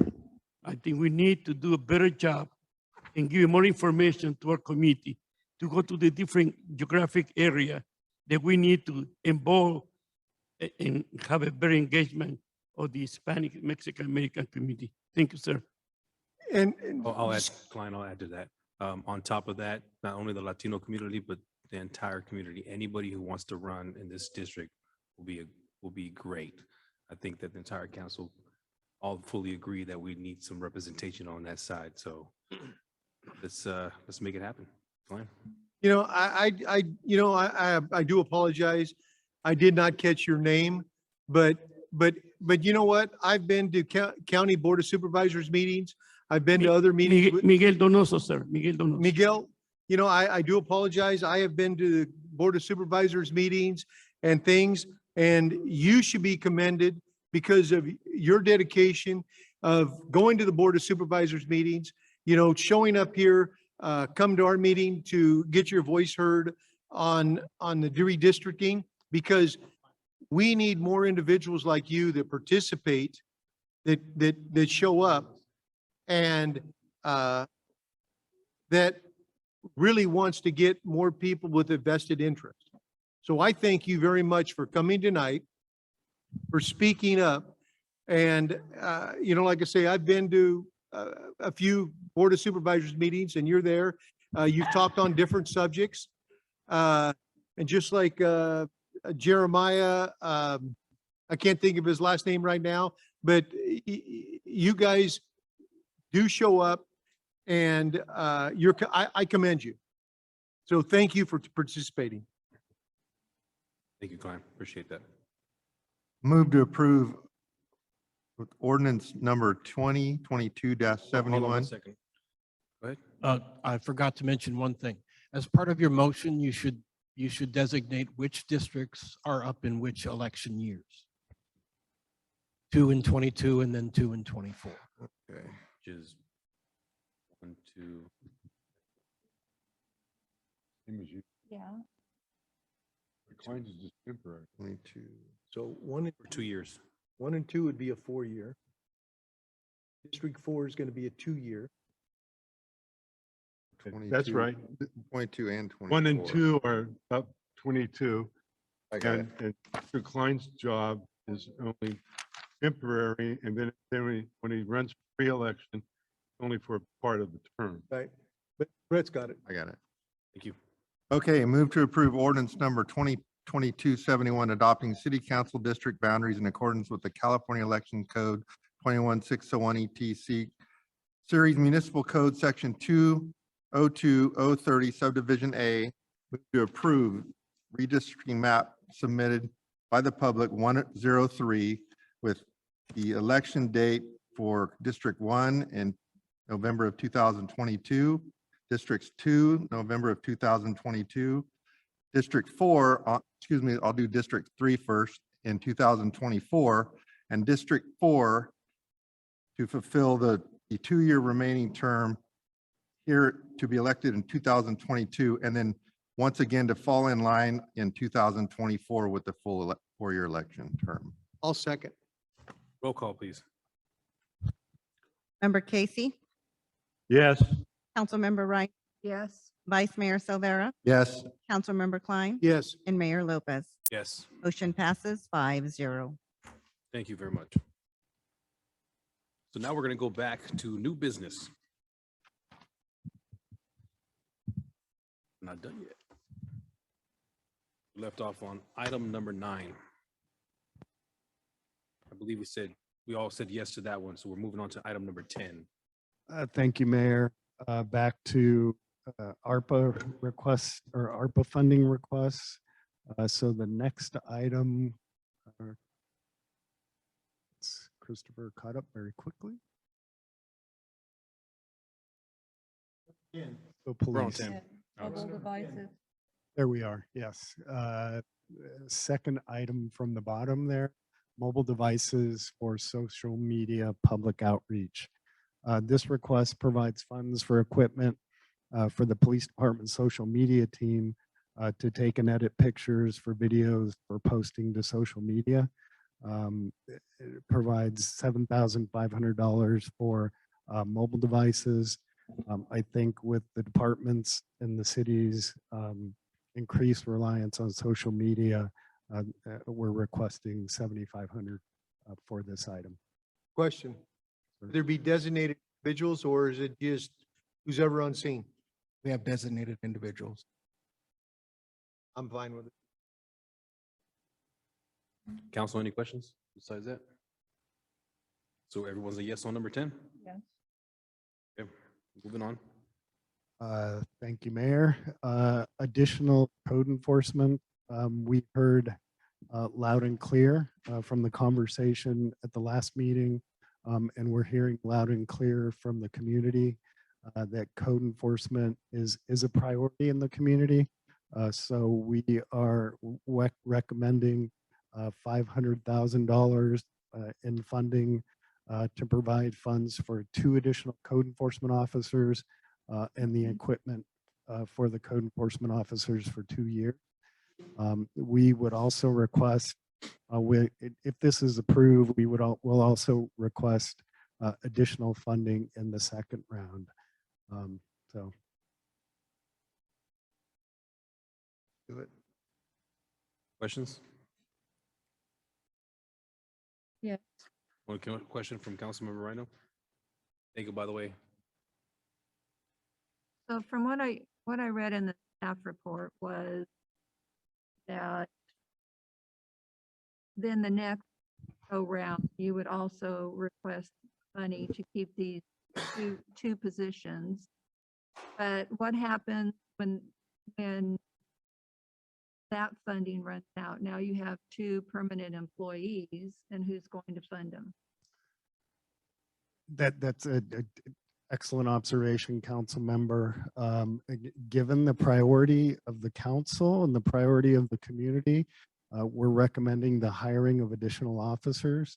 When that funding runs out, if the city's revenue don't support, the ongoing, those ongoing positions, which we hope they will, but if they don't, we could potentially be looking at not having those employees with the city going forward. But given the priority, the staff felt that it was important to add these additional resources to address the council's and the community's priorities for additional code enforcement.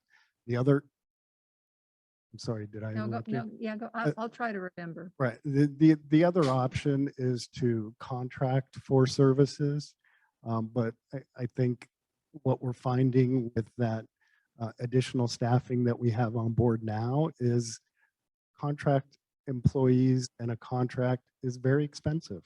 And we won't get as much bang for the buck in hiring a contractor. So yeah, I do have a little discomfort in making this recommendation, but again, given the council's priority and given the community priority, we're recommending this funding for the hiring those additional officers. Okay, so I don't know if all the council knows, but certainly you know, Mr. Terrazas and the chief know the issues I have trying to get code enforcement actions taken. And there seems to be some kind of a disconnect. And I think and I'm not saying we don't need more code enforcement officers because we do have a problem in the city, but what I think we should do is before you just start hiring people, we need to know, and we need to have a discussion on what the expectations are for code enforcement. And if I kind of remember, we were going to get something from you about code enforcement and where you saw it going. I haven't seen that yet, but I just don't think we should add people without having a plan in place. And I would like to see that we hire, instead of these 2 additional code enforcement officers right now, that we hire a couple of temporary employees to go around and start picking up all these illegal dumps, get the city cleaned up, and then by that time, we would have a clear direction and what our expectations are for code enforcement. And then we move forward with the clean slate. But hiring more code enforcement, right now, what is that going to do? It's not going to take care of the illegal dumps. Who's going to go out there and pick them up? Is that going to be streets personnel? And well, and I have one more comment to make, that last week I was in Oakdale visiting family, and we were driving around town. And I know that Oakdale is only half of our population, but it was real obvious in how clean that city was. I mean, we were all over that place. So I took it upon myself to contact their city manager because he actually started out here as our first code enforcement officer. So I know him. And I commented about how great his city looks and how many code enforcement personnel does he have. I was shocked when he said he had one code enforcement officer, and that town is that clean. And again, I'm not saying we don't need more code enforcement, but I think we need to clean up the mess we have right now, start with a clean slate, and see what the council wants to see from a code enforcement program, and then move forward. Alex, do you have any intentions on a plan that would have someone or persons run around town to help us clean up? Well, the staff report actually refers to enhancements to the city's illegal dumping program. The intent behind that was to create a program similar to what Councilmember Rhino is referring to. So that is a part of That's of a correct, and plan. that's referenced in the actual staff report. And you know what? Oakdale is nice, but Oakdale doesn't have a freeway that runs alongside of it, nor Modesto and Turlock on both ends either. I think that we need to support hiring more code enforcement officers to get out there, get after it. And in addition, with the cameras running around the city, we could start catching some folks that just love to come to our city and just dump whenever they want. So I think it's important that we do hire 2 additional code enforcement officers in addition to your suggested plan that you're referring to right now. I believe this is the perfect time to add a couple code enforcement officers and come up with a comprehensive plan between the police chief and the city manager of how to move this forward. It is unfortunate that we could lose them after 4 years unless we do some creative financing. But as you know, in public safety, grant funded positions are pretty common. And sometimes it's not the best situation that they can't be fulfilled after the end of the grant. So this basically sounds like a 4-year grant for 2 code enforcement officers for me. Completely support that.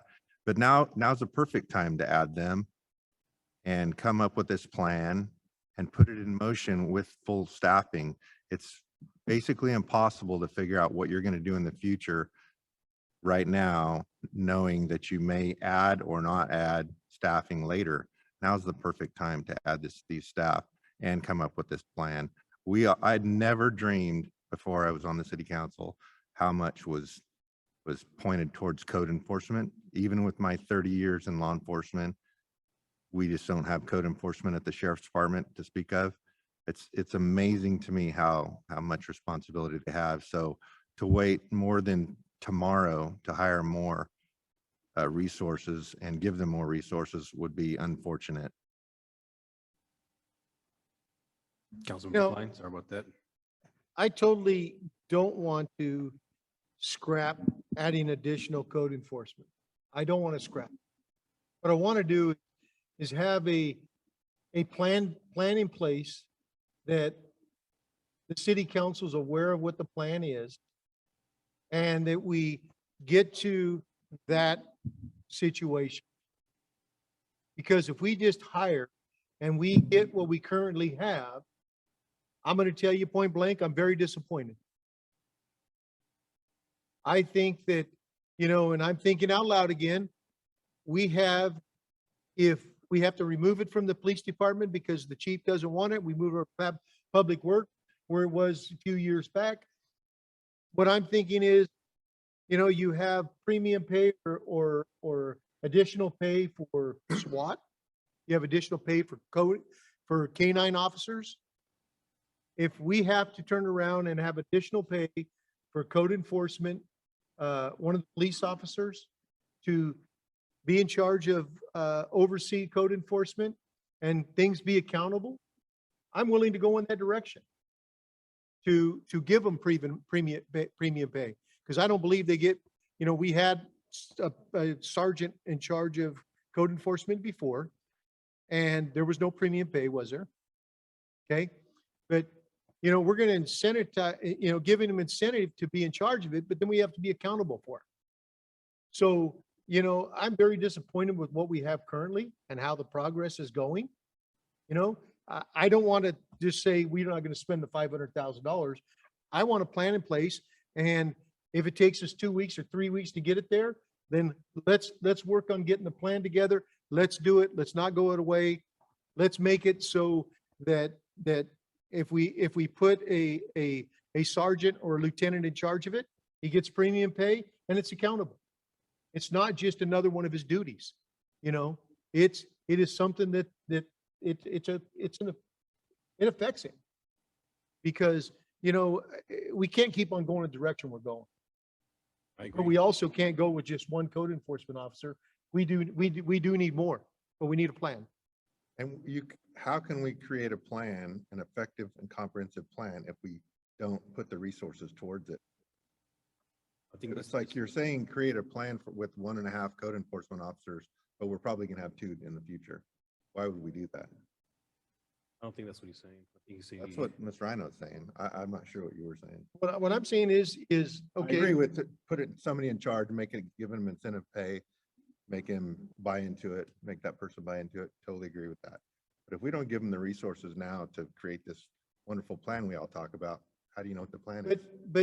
But what I'm saying is, if there's a plan or resources in place, okay, then it's not being implemented. Okay. I mean, I drove down Caswell, Rose Avenue, just Sunday alone, and there was 7 illegal dumps on Caswell and Evans and right around Smyrna Park. So if we had a plan in place, how would we have those on those streets, 7 of those illegal dumps, okay, that has been there for who knows how long? But we don't have a plan in place how to curb that stuff. We don't have the resources or staffing to make it work. So you've got a main artery or a main road, which is Caswell, okay? We don't have anybody that drives down Caswell, okay? We don't have a street sweeper that goes around the bushes. I mean, I've got pictures of it going around the bushes, and they don't report it. Well, as you know, code enforcement, you submit a request, and there's For the code enforcement, this is my understanding, just to get to all their requests, we probably don't have enough staffing. So to just do what you're saying, unrealistic to think that's going to happen with the resources they have now. Not going to happen. To There's report, nobody to go around and do that. so there's nobody to report it. No, the people that are reporting it are taking up Okay, all the so, staff time. so the other thing is, what I was told, we have conservation monitors that drive around the city and look for incidents. Okay, they can report it. Okay, what I'm saying is we need a plan in place, whether it takes 2 weeks, we hire people and we say, this is what we need. Okay, but just to turn around and hire somebody and turn them loose and not get anything done, that's a waste of money. What I'm saying is our current code enforcement can just keep up with the number of citizen complaints and citizen that actually, I'm lost for words for what it's called. There isn't anybody or people to go and pick up the rest of the stuff. They're just covering the complaints that are made on our system. So if we expect them to even do more, that's unrealistic expectation. I guess maybe that We should. cannot add resources and we cannot pick up those dumps. It's pretty simple. Alex, you have something to say real quick? Yes, thank you, Mayor. So I did fail to neglect and refer to the staff report. What's included in the staff report is if this is approved by the council, we would more fully develop the program as part of the budget process and present that to the council as part of the budget process. So just food for thought and as the council deliberates. Will we be having this conversation on Friday? Similar. Not goals and priority setting session for the city council. Yeah. Again, we get it. We understand that code enforcement is a priority. I don't think the council and the community could say it any louder. I guess what I'm saying is if this is approved, the staff will develop let me make sure I'm looking at we will develop a proposal that will be more fully vetted, more fully put together as part of the budget process. That will include illegal dump program and a full range of code enforcement activities as part of that proposal. And that's all I'm asking. I'm not throwing this away. I'm not doing anything. I just, we need to get this taken care of. I think everybody's frustrated. So I think that this is important that we pass this and we move forward with what you're planning. And, Ms. Rhino, I think in a sense, you're right, is we need to do something. We can't just stand back and just allow. And these you know things to what, happen. Mayor? I'm not saying we don't do anything. I know, I know No, you're no, right. no, just a minute, please. I am not saying that. I think we should use some of this money, hire the temporary people, get them out there and have them clean all those piles of garbage that are all over our town. Have a clean slate. In that time, the city manager can give us what he sees code enforcement being. Every department should have some kind of a program of what they are doing, okay? And I believe we've had that conversation that we were going to get something from you and we still haven't received it. I'm not saying we don't need more in code enforcement. We probably do, but there needs to be a plan in place is what I'm saying. Okay, yeah, I wasn't saying that you weren't saying that. Just to be clear, okay? So if everybody has consensus with this item, there is still more discussion to have, and I think the appropriate time will be to further discuss this will be on Friday to make sure that you understand exactly what we're looking for and bring up the topic of your plan, because I think we need to get this taken care of as of yesterday. So I would say on number 11, no, until we see a plan. I say yes. Yes. I say, you heard how I feel? I say yes. I say no. Okay, move forward with this. Thank you. Moving on, next item. Yeah, Mr. Mayor, before we proceed, Yeah, just what's so I understand what we're doing here tonight, we're okaying these funds, but staff's going to come back and tell us exactly how it's going to be spent? No, no. If we're talking about two different things here. Today, we're talking about additional code enforcement. I know that 500,000. particular issues, but all 35 or 28 of them, we're voting, saying that these are good ideas. Yes. And then the staff's going to come back and say, are we saying no? Right now, when the 3-2 vote, we've okayed $500,000. Correct. Okay. We've okayed $500,000 towards code But, enforcement. you know, just today when I was going through this, something hit me, you know, remembered.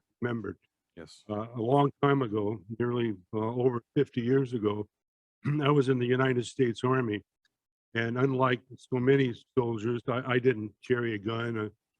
I was an administrative support person in logistics.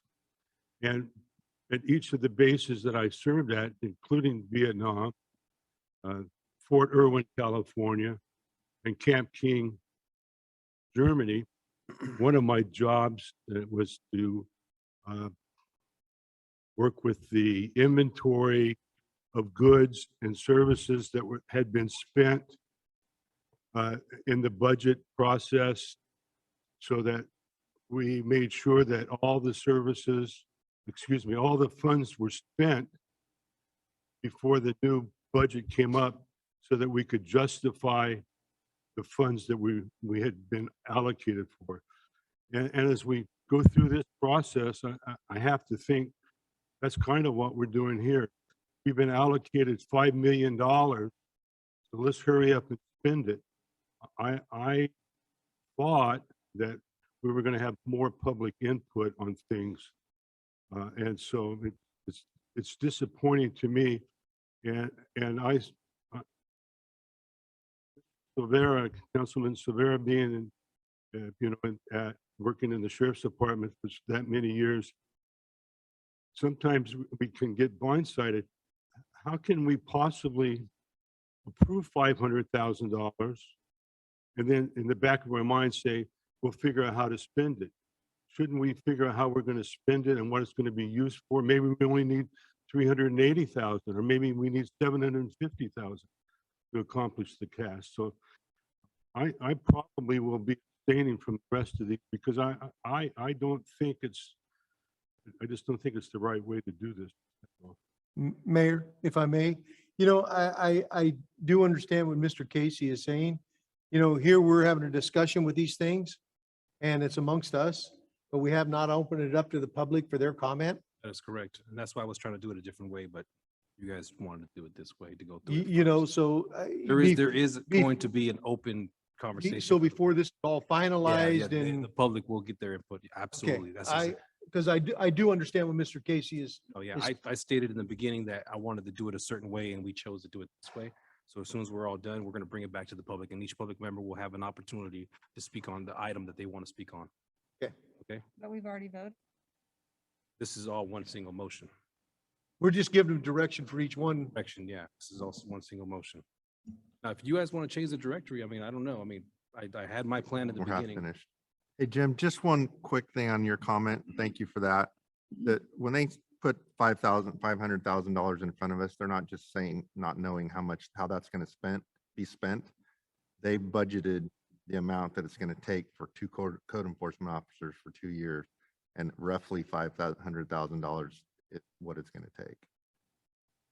That's how they come up with that number. That's not just a number they pull out of the sky. They figure out how much it's going to take to pay those people salary and benefits for 2 years, and then some other things that go along with it. And there's always buffer to it. That's the way all these department heads that ask for all of that. This is how much it costs to do what we're talking about. Councilmember, I can encourage you to continue. Just for clarification, so voting on these items, we're approving the funds, and then we're going to have a public hearing? No, we don't need to approve anything until the public comments. Say again? We're not going to approve anything until public comments. Can't do it that way. This is all one single motion. Could you please clarify and explain? It's all one single You've motion. got one resolution to approve Resolution. at the end, and you're going line by line now with council's preferences. You'll then open it up to the public So then that might change based on comment you receive and then consider the motion on the resolution. So can I ask for clarification then? So the mayor's been asking us for consensus. And then when we get to the resolution, are those items considered separately? Like I voted against something, but if I vote for the resolution, then in fact, I'm agreeing to everything because it's not spelled out specifically, right? Correct. My Okay. understanding. So if we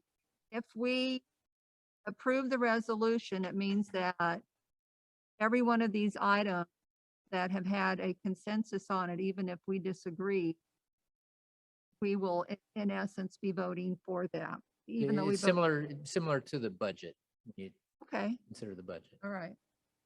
So we will have enough, if we have an item that the council did not approve as an entire, and when you make the motion, that's why I gave you guys numbers, you'll mention that in the motion. It won't be included. Yeah, it won't, and that's why it's numbered, but that's after we have public comment. That's why I wanted to do it the way I wanted to do it. But it doesn't matter now. At this point, we should just want to make sure that you get clarification before I continue.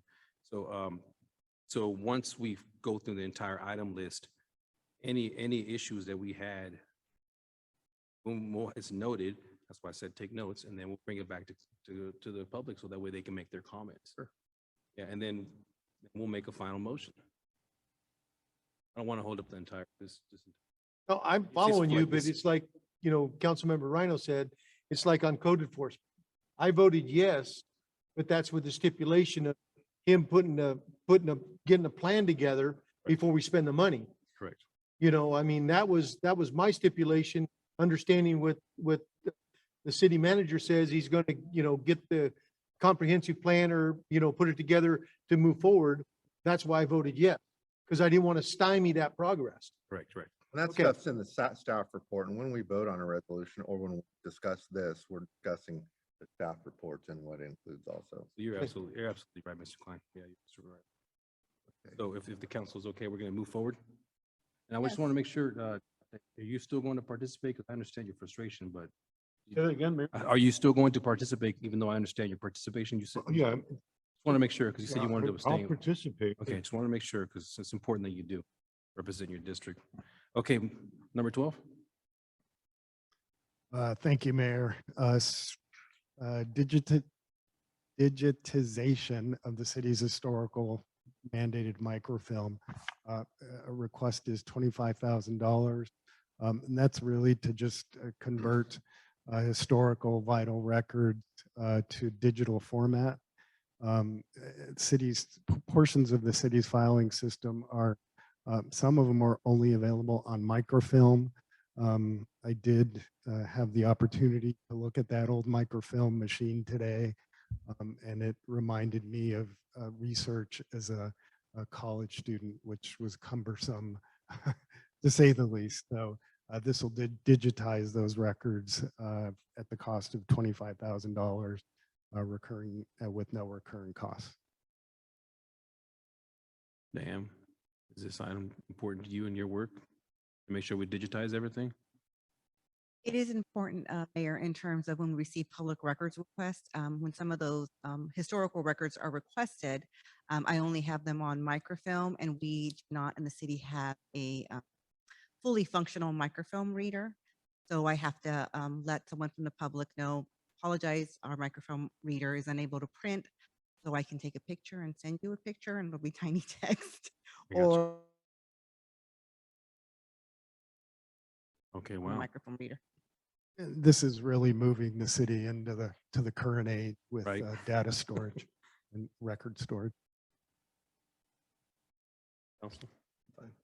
Does this mean that the public, that those digitized files would be available to the public to look up online themselves, or it has nothing to do with that?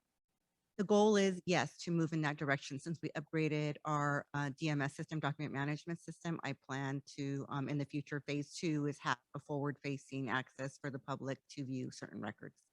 Good. Council? Any more questions? Item number 13. Thank you, Mayor. $15,000 for council chambers, audio and camera control upgrades.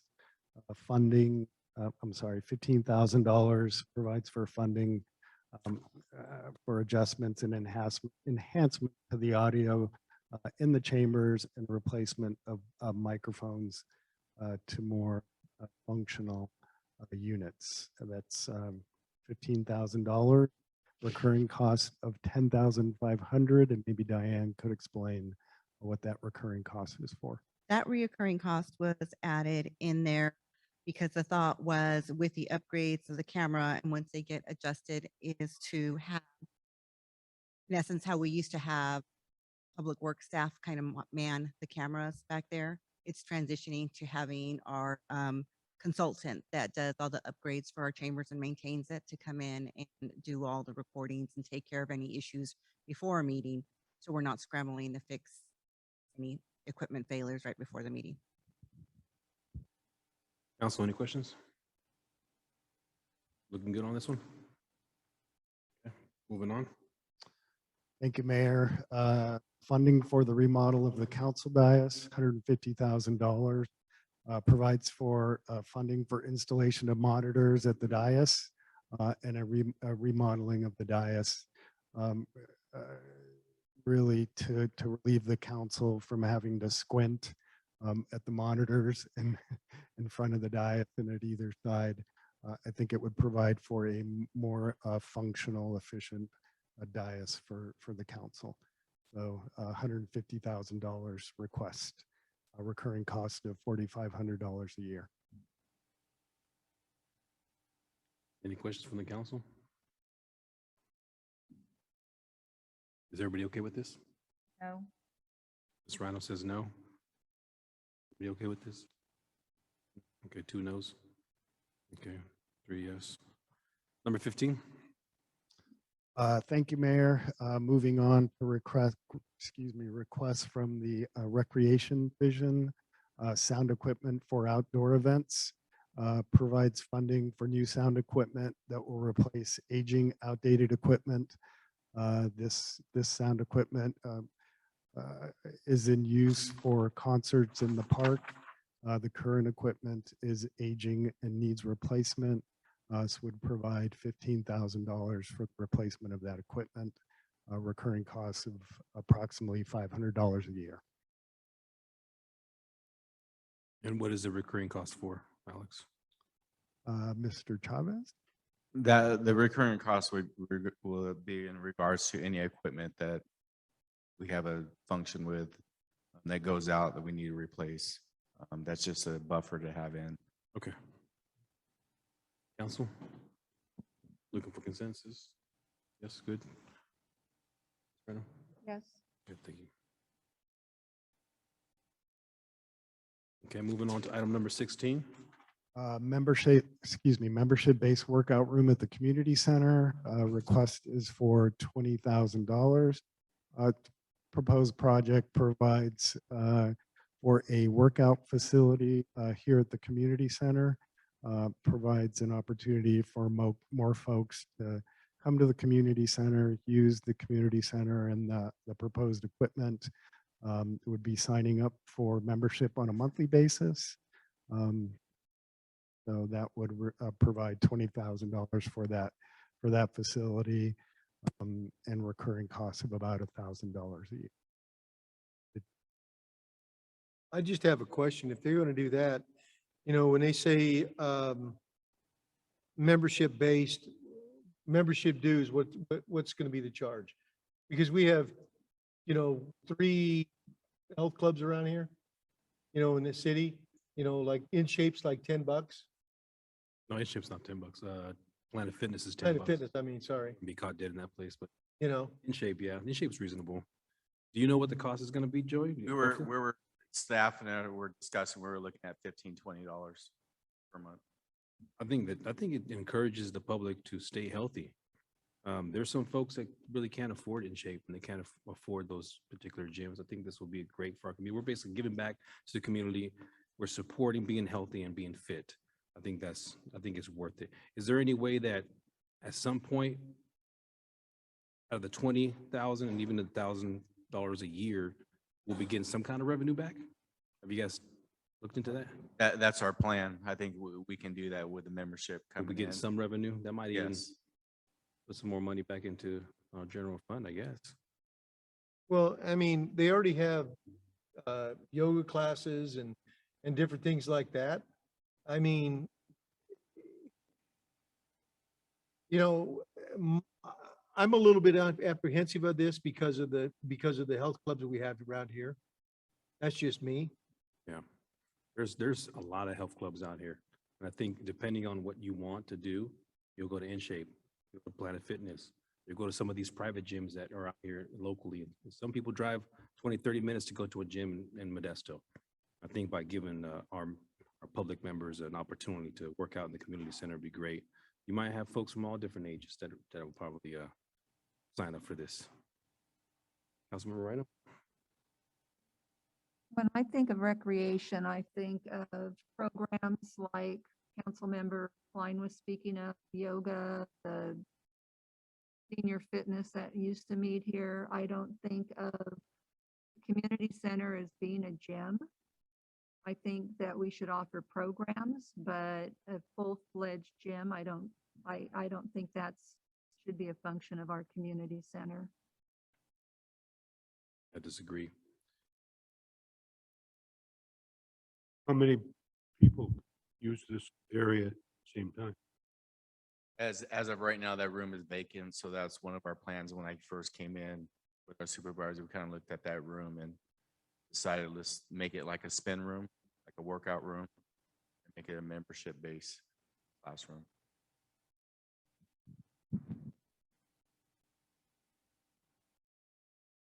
I'm torn.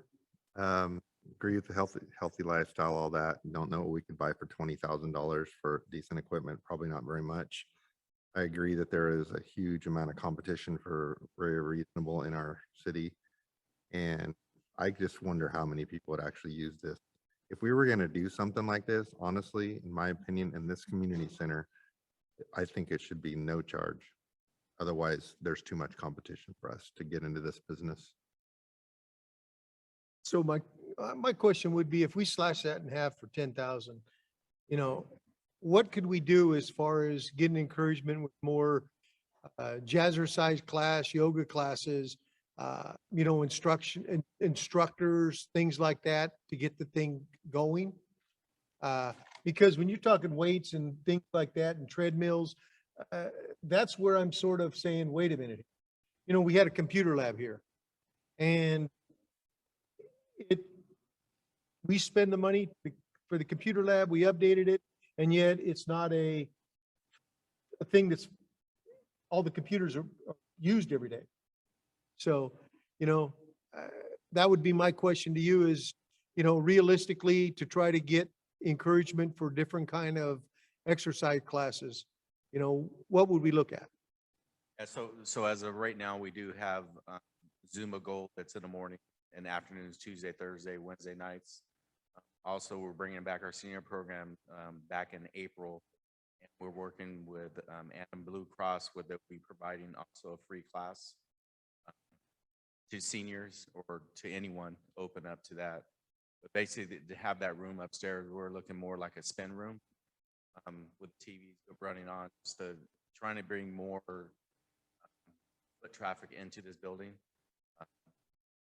Just not for this, you know, the workout room, but just also looking for our rentals too. We are getting a lot, there is a lot of foot traffic. That was our thought. Mr. Mayor, if I might Yes, go offer a ahead. couple observations in response to the torn nature of the council regarding this item. First of all, in my experience, not uncommon for a community center. Community centers are different with each city or different among cities, but not uncommon for facilities like this to be in a community center. And you know, when I went to the InShape opening, maybe it was just me, but I was a little intimidated walking into that gym. I think you might find a different set of users coming and taking advantage of a facility like this as opposed to going to a gym. So that's just one thought. The other thought is, and I don't know that we've done this, Joey, but maybe we do a survey of the community to see if there's an interest in a facility like this before the city makes an investment like this. And if we see that the community is interested, maybe this is an item for the next round of funding. So just some thoughts and observations for.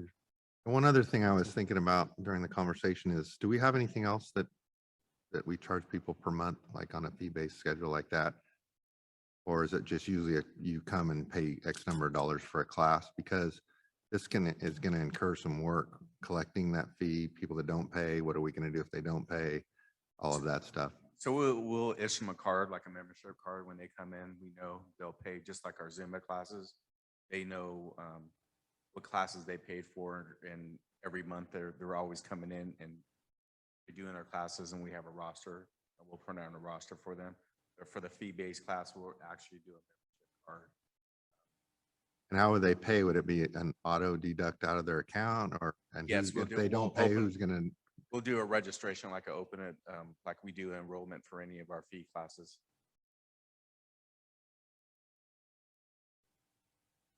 And I just don't know if that's a business you want to get into with so much competition for next to nothing. Planet Fitness is like $10, $20 if you want to use all the stuff. Looking for consensus from the council. Casey? Yes. Yes, it's right or no? No. Okay. Okay, moving on to item number 17. Okay, thank you. Thank you, Mayor. Choa Park irrigation sod landscape installation. So this request provides $400,000 in funding, really complete Ochoa Park. So installation of sod, other landscape materials and irrigation. And it will create the opportunity for increased programming at the park. Again, the recommendation is $400,000, recurring cost of approximately $160,000. A portion of that cost is for irrigation. Mr. Sam, correct me if I'm wrong. A portion of that cost is for irrigation, labor costs, and other materials for that maintenance. I know that Councilmember Silvera had mentioned the previous Public Works Director had indicated the thought that that could be absorbed into the existing budget.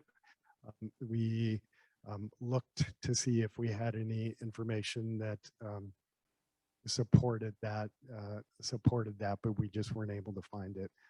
Yeah, when we first addressed this, and I actually went to the Board of Supervisors and some other local organization to see if we could fundraise for this. It was pretty black and white that there was going to be little to no reoccurring costs that couldn't be absorbed in the public work and parks maintenance contract. So this $160,000, in my opinion, from going off what our previous public works director said, is way off base. Well, I'm not sure how we came up with that. I'm not going to question your work, obviously. I would be very surprised if it was anything near that after having long and extensive conversations with Jeremy, previous city manager, and all the city staff about this. So I'm not sure where that number came from. It seems it's way off base from what we had talked about just a few months ago. And whatever it is, this park needs to be finished. And I'm so excited to see one of the later items with building and finishing Lion Park also. We can do that, like Linda Rhino said, and put some little bit extra money here and there into making sure those parks are great for our families. Let's do it. So my question is, and previously you got developer fee monies that go in for community parks. That's why they pay those fees. And, past experiences, those fees are paid, it's put into a fund.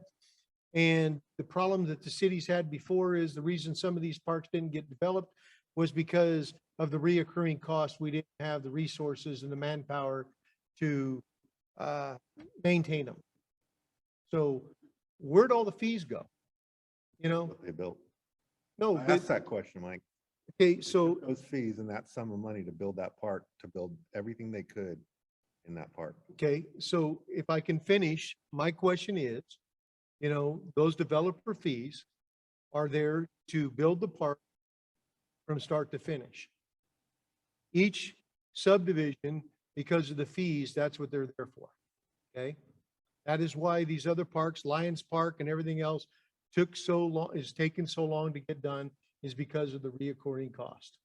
Okay? So, those were my questions. So if the developer fees in Eastgate collected $400,000, okay, for that park, and only 20% of it got completed for $400,000, then we weren't charging enough for the developer fees for the park. So that's what my point is I'm trying to get to, because in the past, we've always been told the funds are there to get the park. It's just a reoccurring cost we don't have. Okay.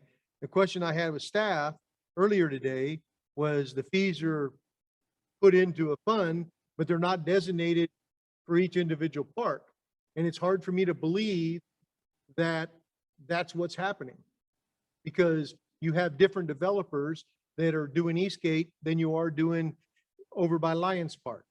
And you have different developers that did, the west side. So it's hard for me to understand that all that were lumped in together and there's no funds there. So that was my question. What happened to all the fees? And it is a valid question. I had this when I started this whole thing and we were renaming the park. I did some research and found out that they took all of the money they had at that point to build that park as it currently stands before that money went away somewhere else. A legitimate question of where's the money that should have been put aside for Lions Park? That's legitimate question. That's I know where the money went for Ochoa Park. They built everything they could with the amount of money they had. Now, the second question obviously is true. Maybe they weren't charging enough about their fees, or the cost to build a park changed so much during the time from when they started building to what they actually took to build the park. But the Lions Park question is a legitimate question. Where's the money? Perhaps the finance director could chime in, but we did some research amongst the staff today. Approximately $1.2 million in a line item called neighborhood park fees. Yes, that's the name of the fund. Of that, it was indicated there's approximately $700,000 that's available for Lions Park. Now, the remaining portion of that funds, I don't know if it's been allocated to a new park, but I was also told there was not funding in that line item associated with Ochoa Park. I guess I would also add, I don't have the answer as to whether or not that is development impact fee, AB 1600 fee. I don't know if it's a park in lieu fee, or I don't know if it's revenue that could have been associated with a development agreement for a particular project. So depending on what sort of program that fee was collected under, I unfortunately don't have an answer for you on how those funds can be spent. If it was a AB 1600 development impact fee, it cannot be used for maintenance. It can only be used for construction. Development impact fees cannot be used for maintenance. So we're continuing to research the source of those funds so we can have a more fully thought through response for you, Councilmember Klein. Ms. Randall. Well, I can remember many years ago, and Ochoa Park was still called Eastgate Park, before it was ever developed, that the money that was put aside for Eastgate Park was diverted, I believe, to River Bluff.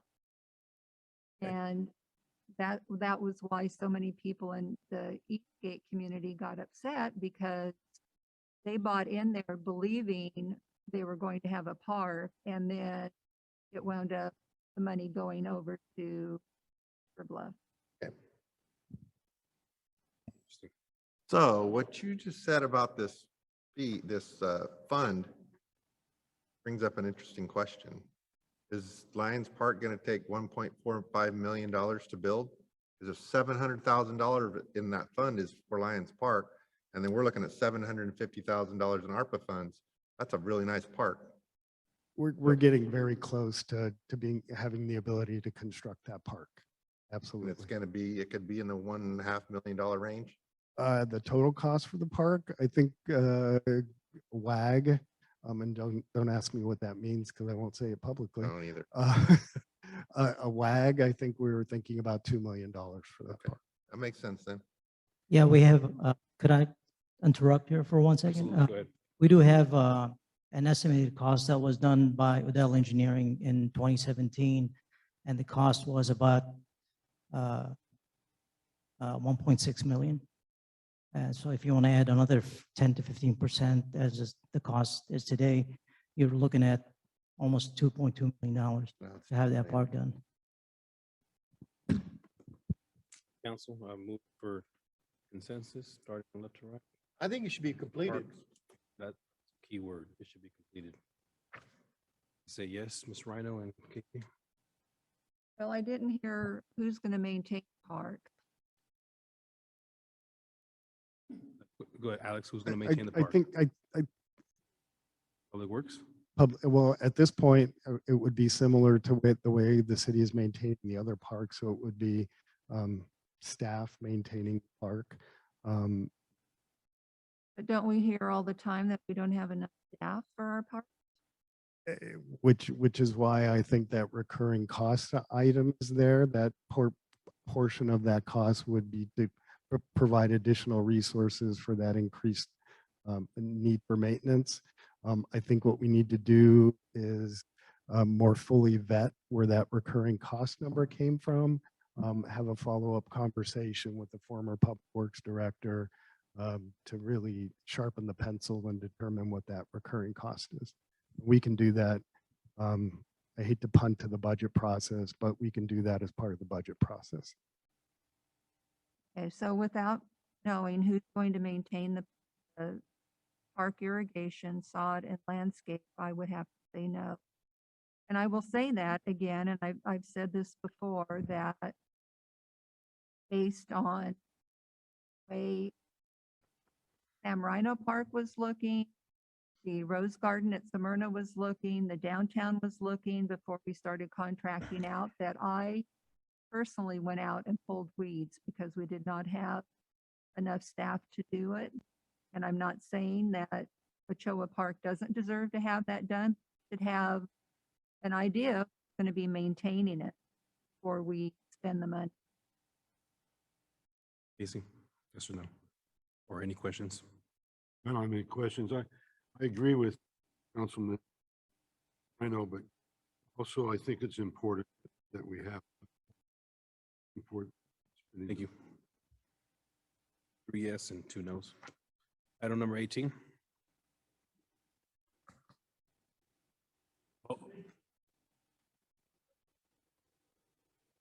We're gonna go through all the items and then we're gonna do public comment because we have about we have leave like a lot more, leave 10 more. Yeah. It's a long, my apologies, it's a long process. We're gonna have to get through them all. Does the council would like to approve a quick little 5-minute break or keep going? We can get this done pretty quick in 30 minutes, hopefully. Don't quote me. We're gonna keep going. Item number 18, I'm sorry. Pushing on. Okay, I'll try to be brief in my portion anyway. Don Pedro, Strawberry River Bluff, additional trail and walkways, $75,000. Provides for walkways that would connect through the park. And would provide more walkability for those parks. Request is $75,000. Questions? Consensus? Yes. Yes, all five, okay. Okay, Number 15, next. 19, excuse me.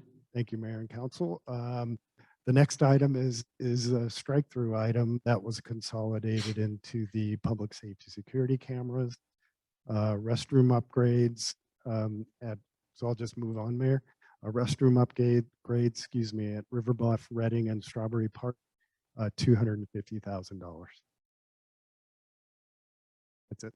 The only question I have is how can we need an upgrade to River Bluff Park restrooms already? I'm What'd you sorry. say? How can we need an upgrade to River Bluff Park They're- restrooms already? They're Oh, new, okay. unless they're going to do some kind of vandalism upgrade. I don't know. Can you answer that?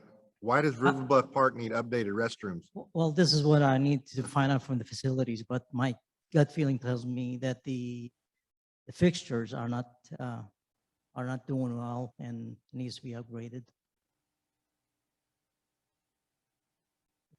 Talking about toilets and lavatories and, I get the other ones, they've been there forever, but River Bluff, yeah. No, I totally understand, but it's been used quite a bit though. I mean, it's a very busy park. Lots of use, popular park. So we can confirm that. what do we do? I would suggest if there's doubt and we're not able to answer at the staff level, maybe as a placeholder, we can come back to the council as part of the budget process. Wait and see on that. Yep. I'll agree with that one. Placehold. Council?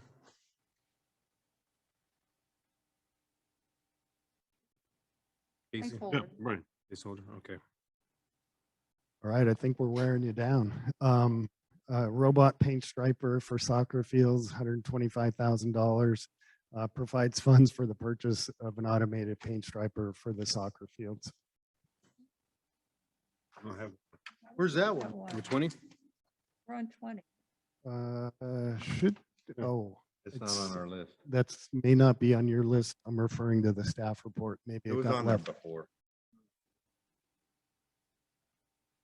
It's was provided in the staff report. I'm sorry. We talked about it before. Oh. We were all consensus last time on No. Who, on the paint who- striper. no, I don't remember that discussion, but 100% who was it. currently stripes the soccer fields? Is it the individual teams?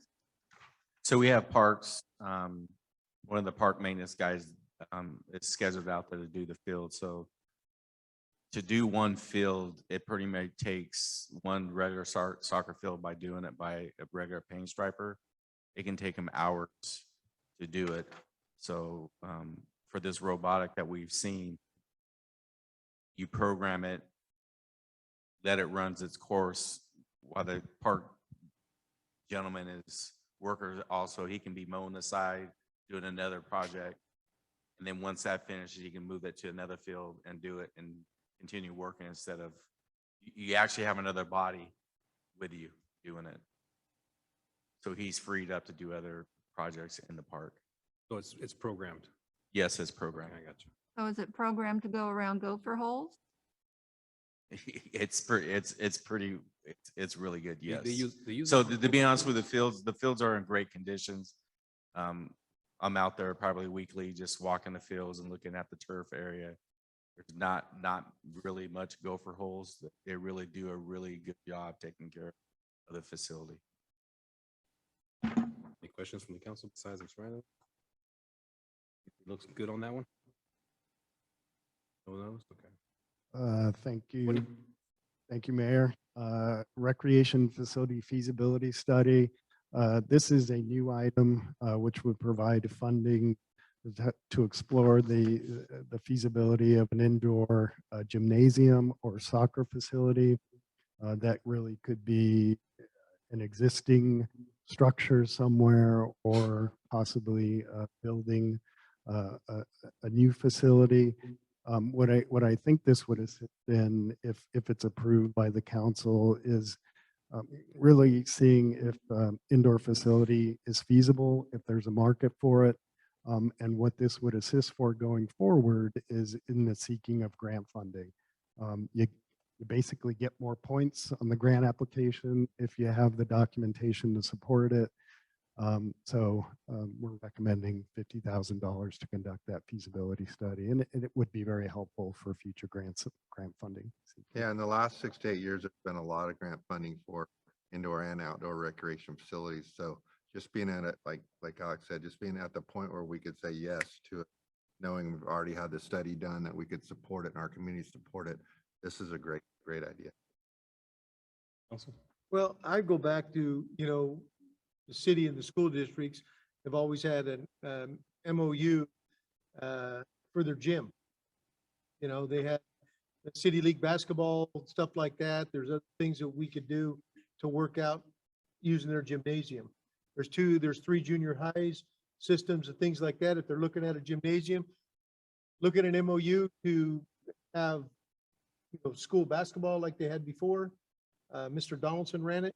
It's still all in place. just Yeah, like- but what I'm saying is, what about indoor soccer in one of the gyms? I'm just speaking out loud. Just throwing some ideas out. Indoor there. soccer arena here could be a huge benefit to our town. This could most definitely answer both of your questions. This feasibility study will tell us what locations will work, new locations that are still vacant lots, facilities, buildings, any of the school district sites, and also will help us with grant funding. And that would actually help us if we do find a site with the school district that we can make a MOU and get some grant funding for that too as well. Oh, so you guys are talking indoor facility inside the schools. Just in working with schools, it's very difficult. They're not going to let you go into their gyms and kick soccer balls in their own gyms. So that's why by owning our own gym, we can do a lot more than what we can use in schools. And yes, we are building our partnerships up back with our school districts, but it is, let you guys know, it is kind of difficult to really get into schools now by using their gyms for basketball. Just the reason why is because with COVID, there's been a lot of restrictions just because of, volleyball schedules now. They're playing more volleyball, they're playing more basketball. So the really time that we really have to get in gyms is really on Sundays, but Sundays is more, I don't see programming for youth on Sundays for recreation. Sundays is more typical for adult leagues like adult soccer, adult flag football, or basketball. So having our own gym, I think it just makes it easier for staff to schedule and do things and working with the school because you have to work around their schedules. Thank you. So Questions? this fund contract is ready to see the feasibility of having a gym. Yeah. That's right or no? Or yes? Moving on. Next. Thank you, Mayor. And Joe, Mr. Chavez mentions the availability in soccer indoors. It reminds me of my daughter's days and her club team just ripping off and kicking inside of a gym. I can understand. Great revenue, potential revenue source too. I can understand why they wouldn't want that going on. Moving on to the next items are public works. We did eliminate the touchless crosswalk buttons. Again, by doing that, it provides additional funding for some of the other items you saw being recommended this evening. So that came off the list. Updating the traffic operations center equipment. This provides funds to upgrade the existing TOC equipment, traffic operations center equipment with the latest technology, including server, fiber optic terminal, the hub, and program software and monitor for the unit. So our recommendation is $100,000 to upgrade that equipment that has not been upgraded over the years. Council, any questions? Yes. And moving on to the next one, 22. Thank you, Mayor. A project that has been removed from the list, downtown lighting at $650,000, that has been removed. Go forward. Clean air ducts throughout city facilities. Recommendation is $400,000 to really clean the air ducts at City Hall, police and fire buildings, and the courtyard, and various other city buildings. recommendation there is $400,000. Why isn't this already part of the city budget? Facilities could probably step in, but in my experience, I have managed a facilities maintenance division in my career, believe it or not. Just a deferred maintenance sort of item, just the sort of thing that keeps getting deferred, doesn't get done, that sort of thing. So given that, and if I'm wrong, Sam, please step in, but that's typically what happens with these sorts of things. Yeah, normally, Mr. Klein, on cleaning HVAC ductwork, you don't do it every year. It's done every 10 years. I mean, that's the normal. I mean, you don't do it. You can't budget for it on a yearly basis. And it just becomes one of those deferred maintenance items. It's not unusual. It just the can gets kicked down the road. Questions? Fine. No. No? No. Yes? Yes? Yes with me. 3 yes, 2 no. Number 23. All right, replace HVAC units, police building and fire station 1, $60,000 to provide funding to replace 3 aging air conditioning units at the police station and an older unit at fire station 1. Recurring cost estimated at $2,500. Questions? Fine. Questions? My another question, why isn't this part of maintenance into the budget? Same question. Same question. Same question. Yep. So yes or no? Yes, No. no, No. Yep. yes, 100%. no. 2 yes, 3 no's. 24. Foggers and other PPE provides funds to purchase foggers to sanitize office areas. COVID-related item, and we're requesting $10,000. Questions? Yes. Yes. Did you say no? Silvera? No, I'm good. You good? Yes, yes. Yes, okay, all yes. Number 25, Lions Park. There's been some discussion related to this item, Lions Park development improvements. The request is $650,000, provide funds for the development and improvement of the park. This would have provided funding for phase 1 with the, I guess, as information as of today, with there being additional funding. We're fairly far along in the construction of that park. Potential funding source for the remainder of the construction funds could come from round 2 of ARPA funds. I just have one comment. I do support this line item, but not until we finish Guillermo Park. That's the only suggestion that I make. We should approve this to get it going, but finish Guillermo Park first before we start with this park. That's the only comment I have. And my Fine. comment would be that Lions Park should be equal to what Achoba Park is right now. That the people in that neighborhood have waited 17 years for their park.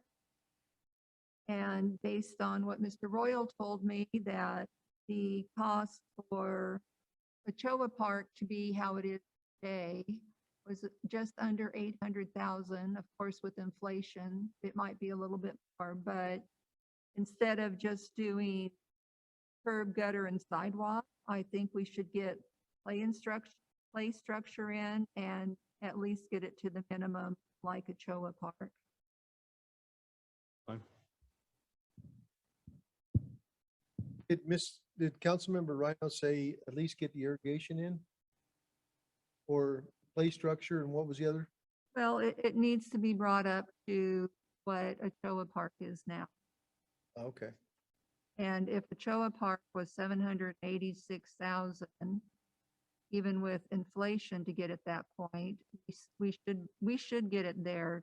We should get Lions Park at least to what Achoa Park is and get some play equipment out there for the kids, because I can't think of any park nearby that they could go to. I mean, I know ideally it's not good for Ochoa Park that they had to probably go across the street to River Bluff, but at least they had a park nearby. I can agree with Councilmember Wright. So it sounds to me like with our conversations about the mysterious fund that showed up today, we should be able to do phase 1 and phase 2 of this park initially. But we and don't finish really Ochoa know Park. if we have. So that's why I'd like You to don't see know it if we in have park. that 1 point whatever $1 million in that fund? Well, the 650,000 that's requested here with an additional 700,000 in that line item. What's that, 1.3? Yes, so what's City the other manager math? 600,000 in that line item addressed to? I'm sorry. Well, it was 1.3 in that fund, you said it wasn't only $700,000 in that park fund. I thought there was discussion about they weren't sure how the money could be spent. Well, they already stole it to Ochoa Park to build Riverbrook, so it sounds like it can be. There's a budgeted item of $700,000 for Lions Park currently. Okay, so but the fund included how much total? The fund was about $1 million. So there's another $300,000 we can look at going on top of it. And this 650 and that's $700,000. I can't see why we couldn't do all of it. Let's be creative. We hear, if that's the direction, let us go make sure that funding can be spent. And there's the flexibility in that funding. And then we've whacked off some stuff here tonight, and we have the buffer that you said that you wrote into it. So I'm certainly hearing it's a priority of the council to focus these funds and other available funds on new parks. We can definitely take that direction and move forward with that. Let's make sure we finish Guillermo Park first before we start moving I have funds. no problem doing it's in my district. We do them at the same time, fine, because we're not going to do them anyway. Somebody's going to build them for us. So Yeah. let's just get them all done. As long as they all As soon as get done. possible. As long as they all gets done, I'm okay with that. Let's not prioritize this park until Guillermo Park is finished. Something I'm saying. Are we agreeing on 650? Is that? I'm agreeing on this. Has nothing to do with the other part. Not 700. necessarily, no. We already agreed to the other part. We already agreed to the other park. Yes. Yes, okay, all 5 yes. Mr. Mayor, one other thought, as we move forward with potentially construction and constructing new parks, to address previous concerns, we just want to make sure we can maintain them at the same time. Exactly. So we'll want to make sure we have a solid maintenance program, not only for the new parks, but existing parks. Well, and likely it's going to be July before, and we're going to be doing this again before these things are completed anyway. So there's some other funding opportunities with the next ARPA funding. Yep. 26. Thank you, Mayor. Grid program provides funds for the tree pruning program. Heard some comments from the council. There was an interest in funding that program, so requesting $250,000 for that. Comments? This is additional to what's already budgeted, correct? Correct. It's my Sam.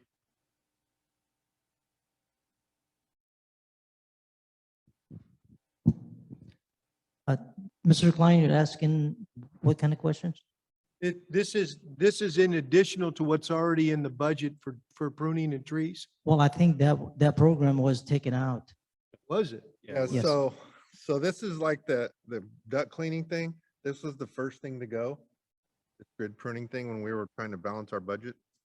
So if we have, in my opinion, if we have an opportunity to take money we didn't have and do a bunch of this, why wouldn't we? Because that's the first thing to go out of our regular. budget. I We didn't weren't say, here for that. yeah, that's what I'm saying. That's why I asked the question, because I didn't say take this out. I just wanted to know if it was an additional to, because I know that we had, in the previous budgets, we had the tree trimming, and we can only spend so much per year on tree trimming. So that's why I was asking, because every year we did not have enough to finish the city-owned trees to get them trimmed. So if we don't have it been axed out of the budget, which I wasn't aware of, because that was before I got back on the council, I think this needs to be done. That's for me too. Ms. Rhino? Yes. Yes. Chris, all 5 yes. 27. You guys are brutal. All right, thank you, Mayor. Excuse me. Moving on to a request from fire, upgrading the EMS equipment on fire engines. Request is $90,000. Requested is to purchase and upgrade emergency medical equipment on 2 of the fire apparatus. Again, request is $90,000. If there are questions, I'm sure Chief Ernst will be glad to respond. I do have one question. Oh, I do support this, by the way, before you think, otherwise. I do support Oh, that. Lord. So how far down the line are we looking at before we get fully functional paramedics in a few of the stations in series? They're already there now at station 15 right across the street. So what this equipment is upgrading all the equipment on all the engines for ALS capabilities. So currently I have 30 paramedics in the fire department, and anytime any of them work on an overtime shift in one of those stations in series, they could be a paramedic for the day. And so it's an upgrade to the level of service to the community for no additional costs other than this equipment purchase for you. No, like I said, I'm totally support for it. I took a Fire Ops 101 they offered, and Modesto City Fire was there, City of Series Fire, Oakdale. They put it on for public servants like myself when I was on the council, and the discussion was with the firefighters about paramedics. And I do know at the time that Modesto City had a few paramedics and stuff like that. Series had one before he left to go to Antioch or somewhere. I can't remember where he left, but we currently did not have any at the time. So I'm totally on board for this. That was one of the number one thing. Questions? Support? Yes, yes, yes. Ms. Reno? Yes. And yes. Next one. Okay, moving on to a couple requests from the Human Resources Department, premium pay for eligible workers performing essential work. The guidelines do provide for this supportive sort of expenditure. Request is $750,000 for premium pay for eligible city workers. I'm not in support of it. Oh, no? No. Rivera? Probably explain a little bit more in detail what this is. I don't even get it. This was approved, and this was approved as a part of the recent negotiations with the various employee organizations. So these agreements were approved by you as the council. So this is just making that portion of those agreements part of the ARPA expenditure plan. So it would be covered with the 750,000 instead of coming out of our general fund. I'm sorry? This would cover those agreements? Yes, yes. Without affecting our general fund. So That's we would be correct. replacing this. So you're looking at cost savings in the general fund in our contract MOUs, by covering it with it for however long we can do it. Yeah, And then I mean- that'll still be in there after this is all gone. Yeah, those union agreements do provide for this expenditure. So, and those were approved by the city council. So this is just formalizing that expenditure as part of the ARPA spending plan. So those bonuses for the premium pay were already given to the employees. And that money was taken out of the general fund to pay them? Or where was that money taken from? Because they've already received the They've first received it, part. yes. Yeah. Yeah, so it was taken out of the general fund and it'll be moved to the ARPA fund. So in essence, it's giving us 750,000 back to the general fund. Can we do that with ARPA? Yes. I we can mean- use this for that. No, what I mean is, if we've already expended that money out of our general fund, Correct. can we then take the ARPA money and put it back into Yeah. the general fund? We just reclassify the expense. We take the Okay. expense out of the general fund and expend it in the ARPA fund. Okay, 'Cause and the ARPA then, funds are in their own separate fund. okay. And then the premium pay, which will be next year, that will be coming to us at the That'll next be in the round? next round. Okay. So how long does this, if we do $750,000 now and $750,000 next time. How long is that going to save us money out of the general fund? How long is it going to cover that pay? That should cover the entire expenditure.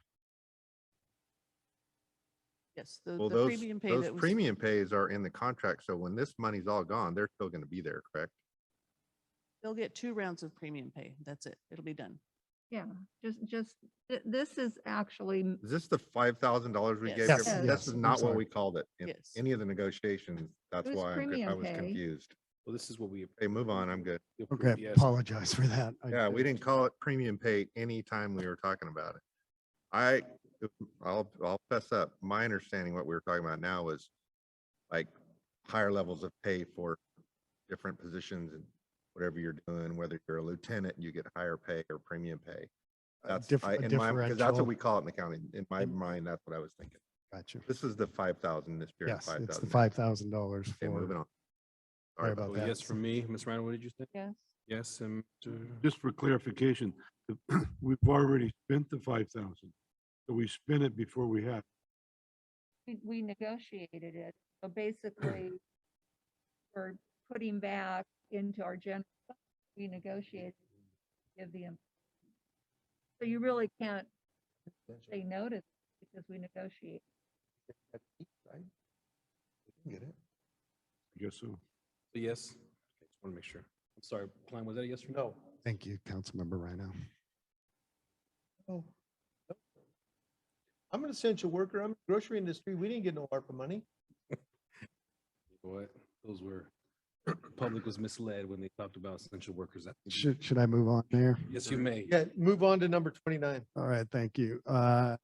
Lots of projects included in this list. The next item is $100,000 for some temporary project management to help us deliver these projects. Okay.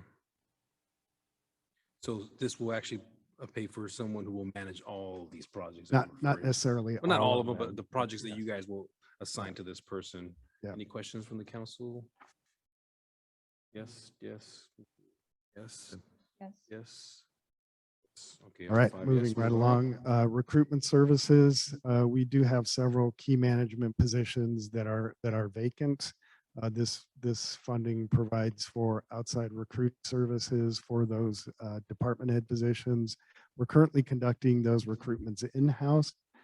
Depending on our success rate for those recruitments, this could provide funding to go out and retain an executive recruiter to fill those positions. So anticipating and hoping that we'll fill those positions without the need to do that, but this would provide us the opportunity to hire someone to do that. Those individual contracts would come back to you as the council for approval.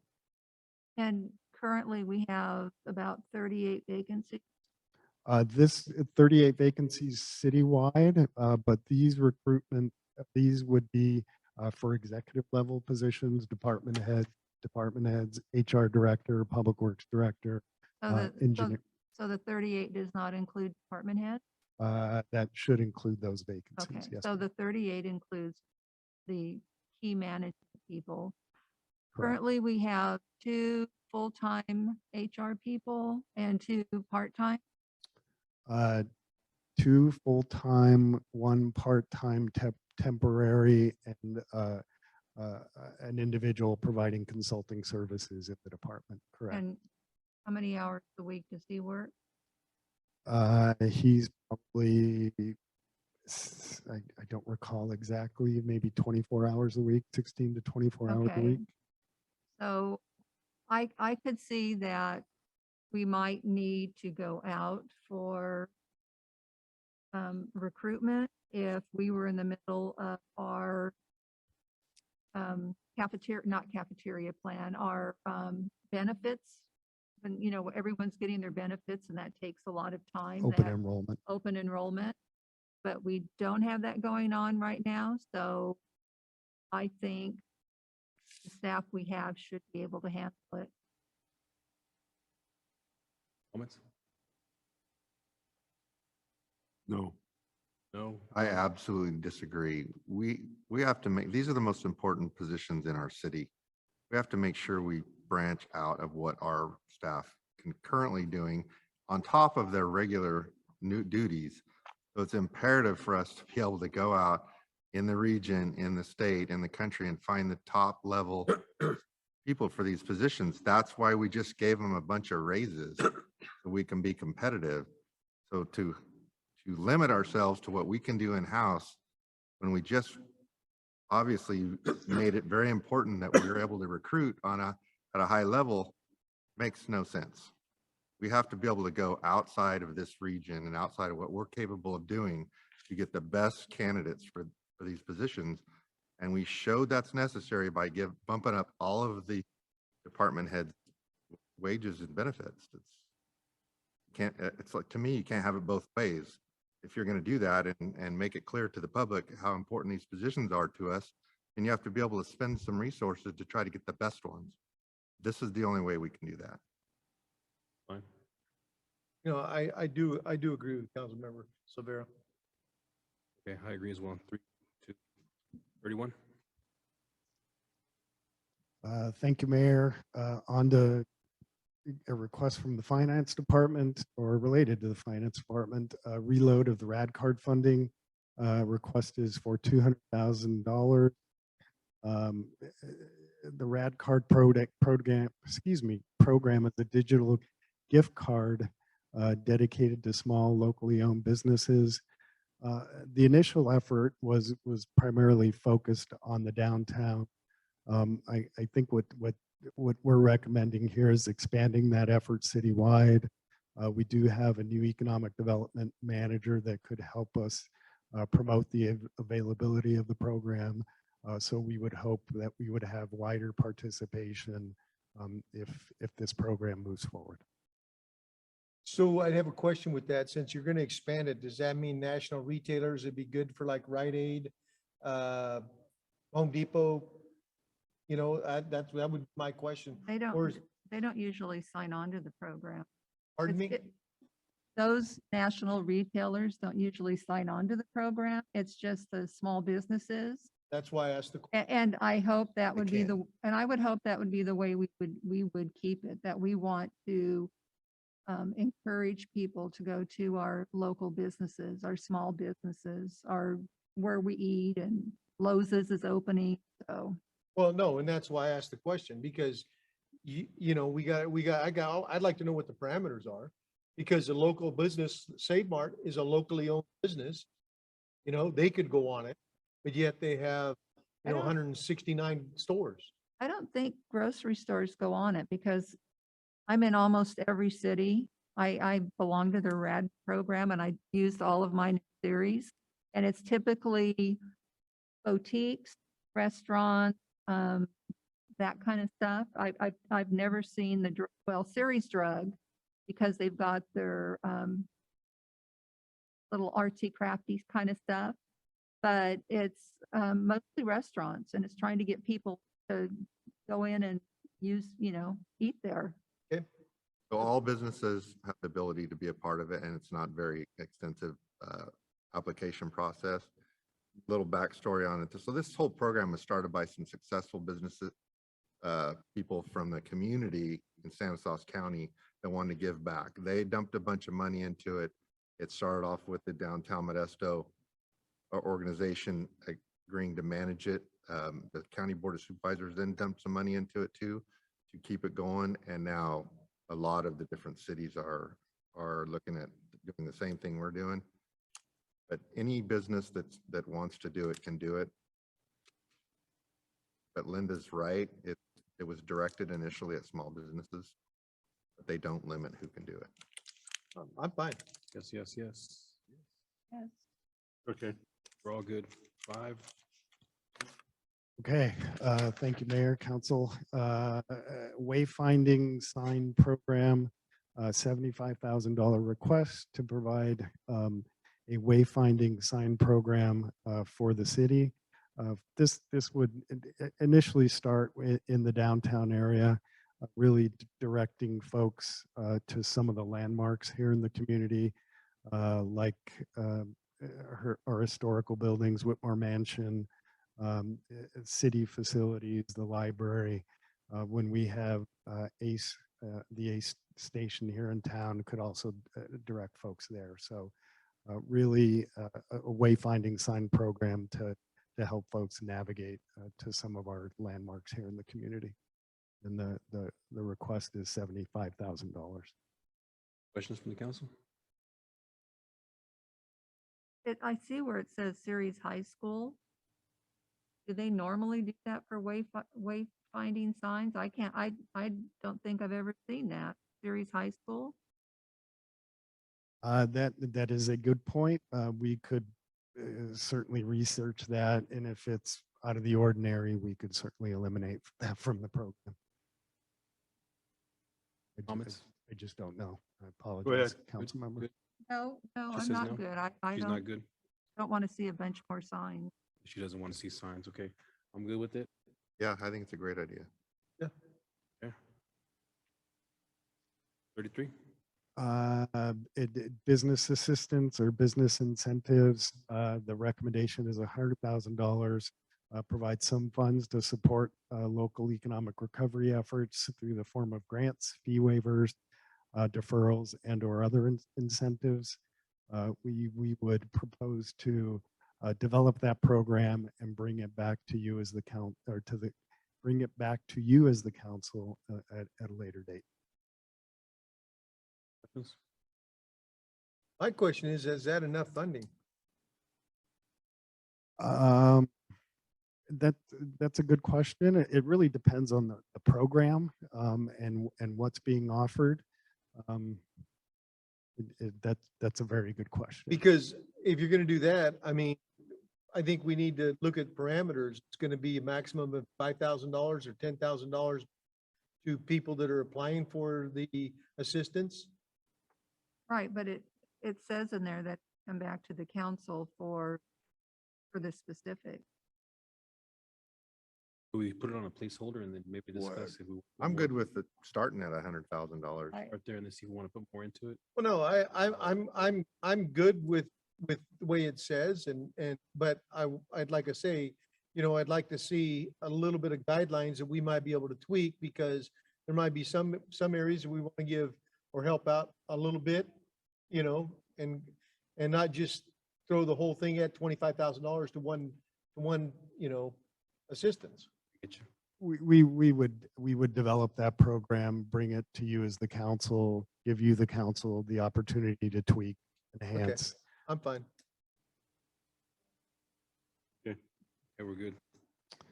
4. Freeway oriented roof sign placement. This request is for $5,000 to place a sign on a pre-existing building, the former Interstate Bank building in downtown Ceres.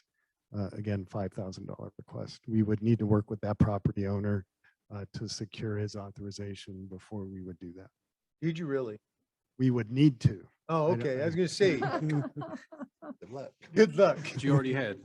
I thought you already had talked to him. There have been some conversation, but we would need to. Seeing if we could do it. I'm going to say just to see if we can do it. No, Yeah, I'm it's gonna, worth $5,000. See if you can convince them.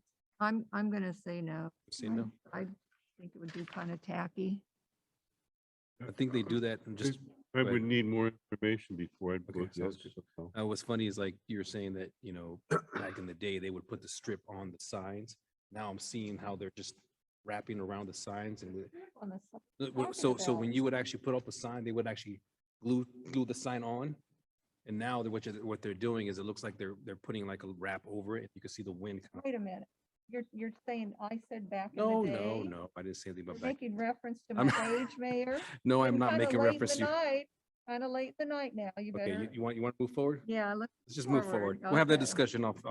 Back in the day, they painted the Oh, here we side of a go. couple of Here we buildings. go. They painted the side of a couple of buildings by the Shell gas station. Oh, yeah, there you That's go. all I was gonna say. Yeah, Back in the day. I was just gonna make a reference. Back Should in I the jump day. in We're there not, now? we're not or- dating people anymore. Let's go. Okay.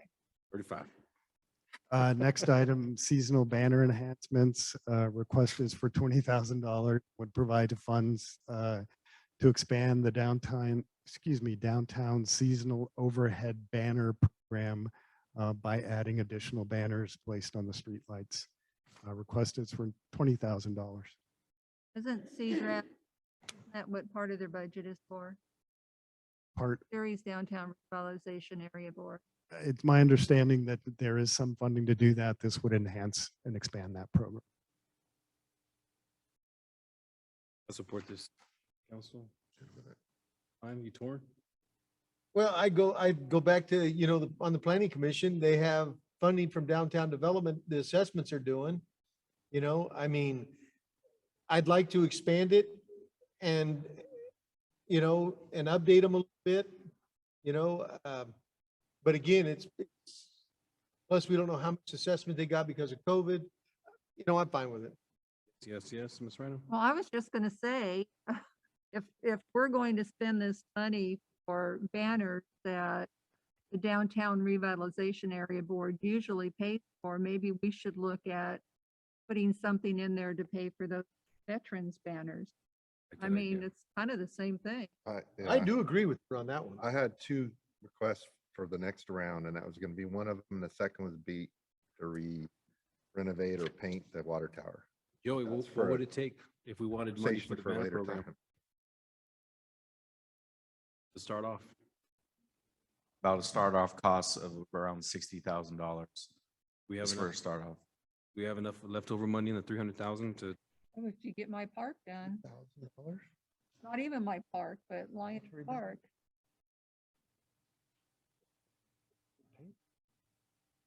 so Joey, Mr. Silva has a question. What would be the reason why we need $60,000? I can ask some question. So in Turlock, the people that kids are on the banners, they pay for them. So I'm wondering what the $60,000. So that was just a discussion we had, just throwing it out, if, how we're gonna come up with funding. So that was one of the discussions we had. If we did, we were gonna ask, once we come to you guys, to council, is to present, the amount, if we needed 60,000 or less. We do have, on March 30th, that is confirmed today, March 30th, we do have the person from Turlock that runs our banner program is going to give the presentation to our group on March 30th. And then we'll find out exactly what So their do we cost wanna- is and what they do. Would the council be okay with like a placeholder of 60,000? We're doing the No, we're off the rails. We're not even talking about that right now. Let's There- stay there- on this okay. thing right here. Well, 'Cause okay. it's 9:30 already, and those people have been sitting here since 5:30. I'm okay with that. All right. Alex, is that the end? Can we go to public comment, please? That's the end of All right. my items. First Thank you. person Thank up, you, we've Mayor been and Council. waiting very patiently. Miguel, will you please come up? You have a yellow card for this topic.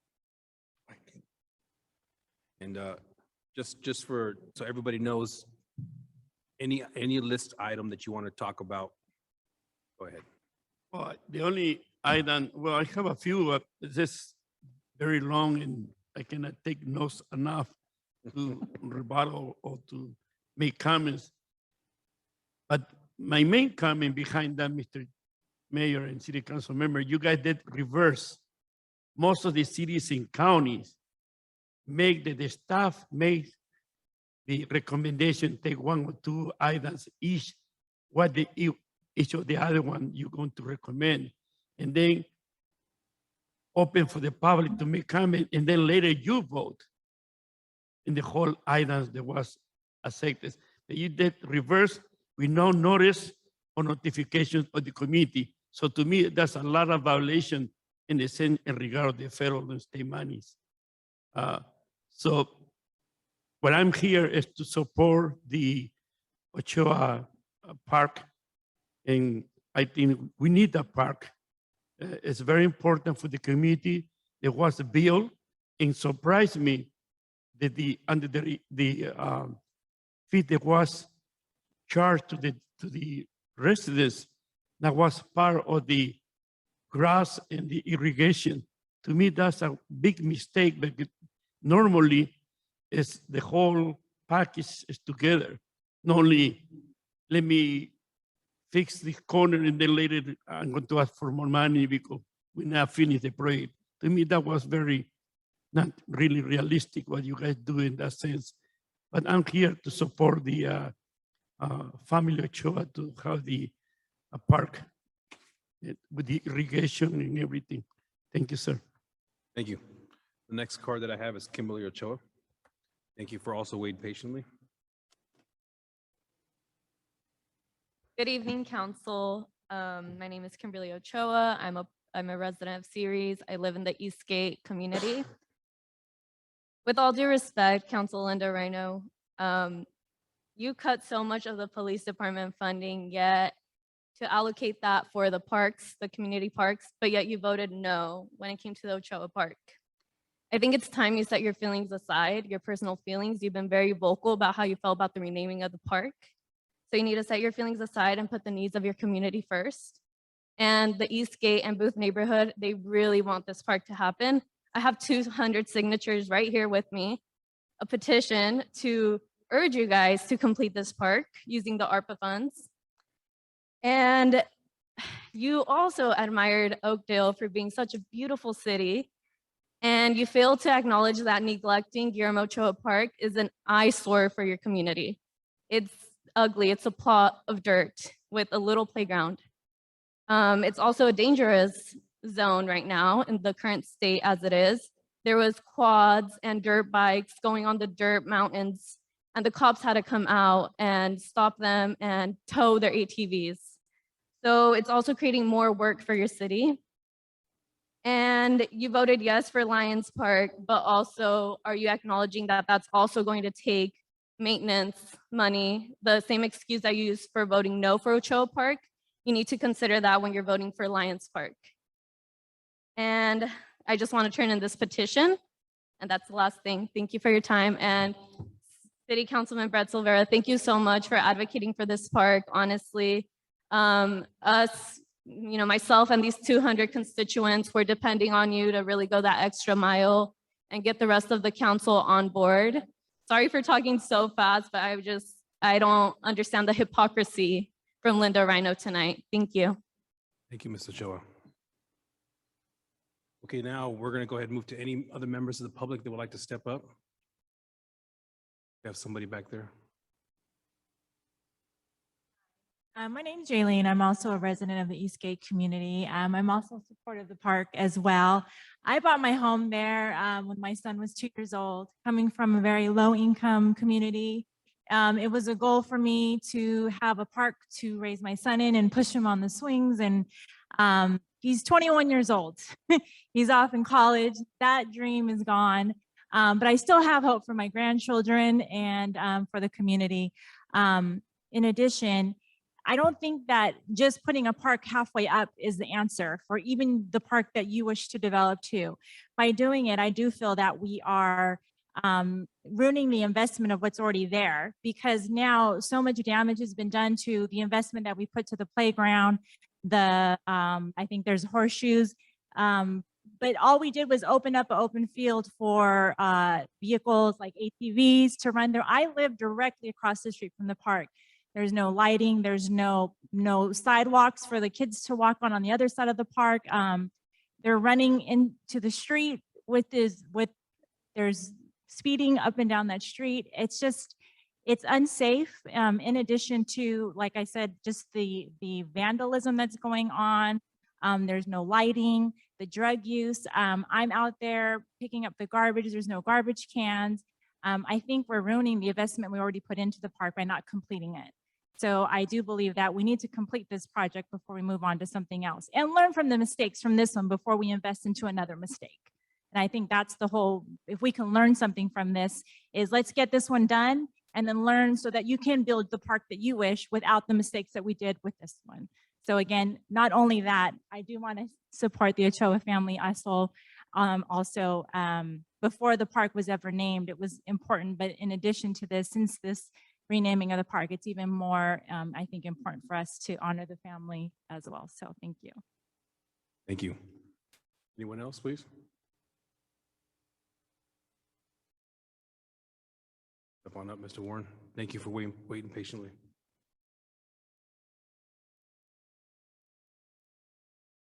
John Warren, City of Ceres. When this whole process started, I wrote an article and submitted it. It was published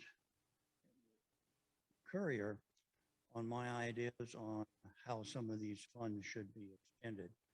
And since that time, there has been some changes that I noticed in the second exhibit that was presented tonight. And I think some of those changes were good. Things are moving in the right direction. But I still have a list of concerns about the spending of some of this money. Given that the parks are developed when communities and housing tracts are first proposed and built.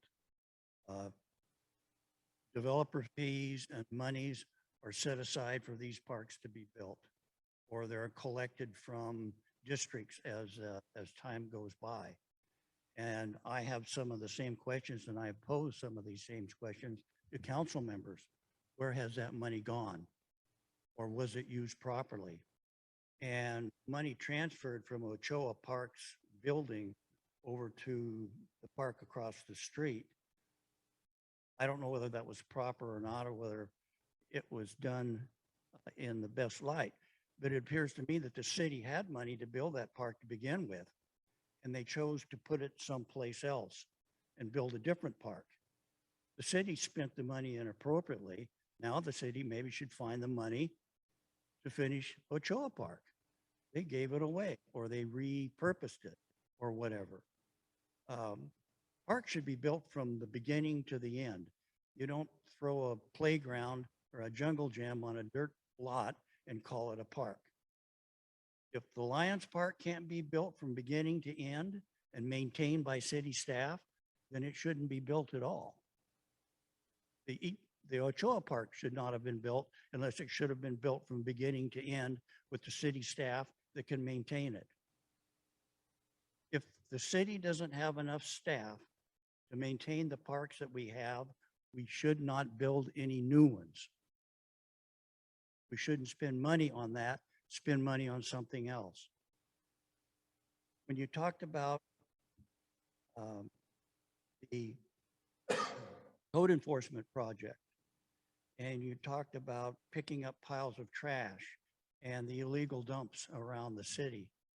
And I pointed this out before, when the garbage rates were increased, there was $1 added for every household or every account that's collected every month, and that started last October. $11,000 a month is collected, or approximately $132,000 a year. And that money is supposed to be used for picking up the illegal dumps that we have in this city. And the dumps are supposed to be picked up by Bilottis, is what I was explained, or it was told at our council meetings here. But I don't see Bilottis out picking up illegal dumps. I don't see anybody picking up too many at all. I do know that some are being picked up after staff is pestered a lot, or I've sent countless emails to city council members, okay? So who's managing that $132,000 extra dollars a year? It all goes to this. I'm not going to go line by line and item by item. Okay, the police department and there's a lot of good in this money, and there will be a lot of good in the extra $5 million that you're going to figure out how to spend coming up. Standing up here and speaking about this when most of the decisions have already been made is probably not going to make you change your minds and your decisions. You've already counted up there so many for each item, so many votes for each item. So you've made up your mind before you've asked the public to speak. And I don't think that's proper. Thank you very much. Thank you. Anyone else?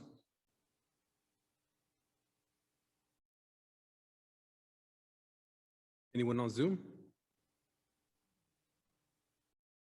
Okay, I'll bring this back to council. So minutes were recorded, so we know exactly what we said yes to and no, correct?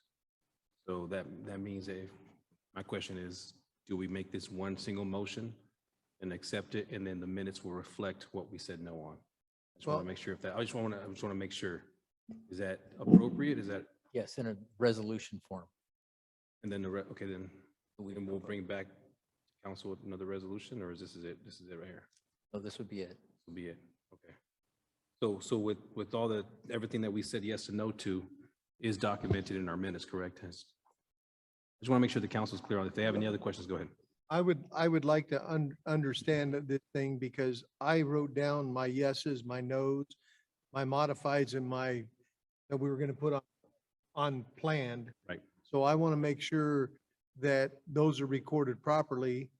So do we do this afterwards? Do we do it during it? You know, because with it being recorded, it could be because there were so many nods and things like that. I want to make sure that it's legible or hearable or, you know, that. Right. My question would be to Diane, did you get a clear idea of each one of those, what we Yes, I decided? was following along Okay, line by my line confidence and was made hurt. notations. Thank you. So that would be Exhibit A that's referenced in the resolution. And then I can just share my notes with you. Would that be acceptable? Thank you. Councilmember Klein.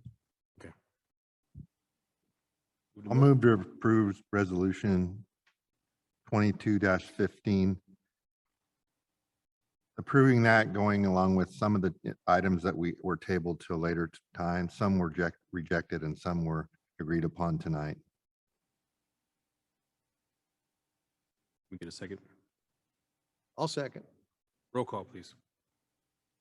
Councilmember Casey, I'm voting no. I think we should have had the public hearing first. I vote no. Councilmember Rhino, No. Vice Mayor Silvera, Yes. Councilmember Klein, Yes. and Mayor Lopez. Yes. Motion passes 3-2. Okay. Where's my notes?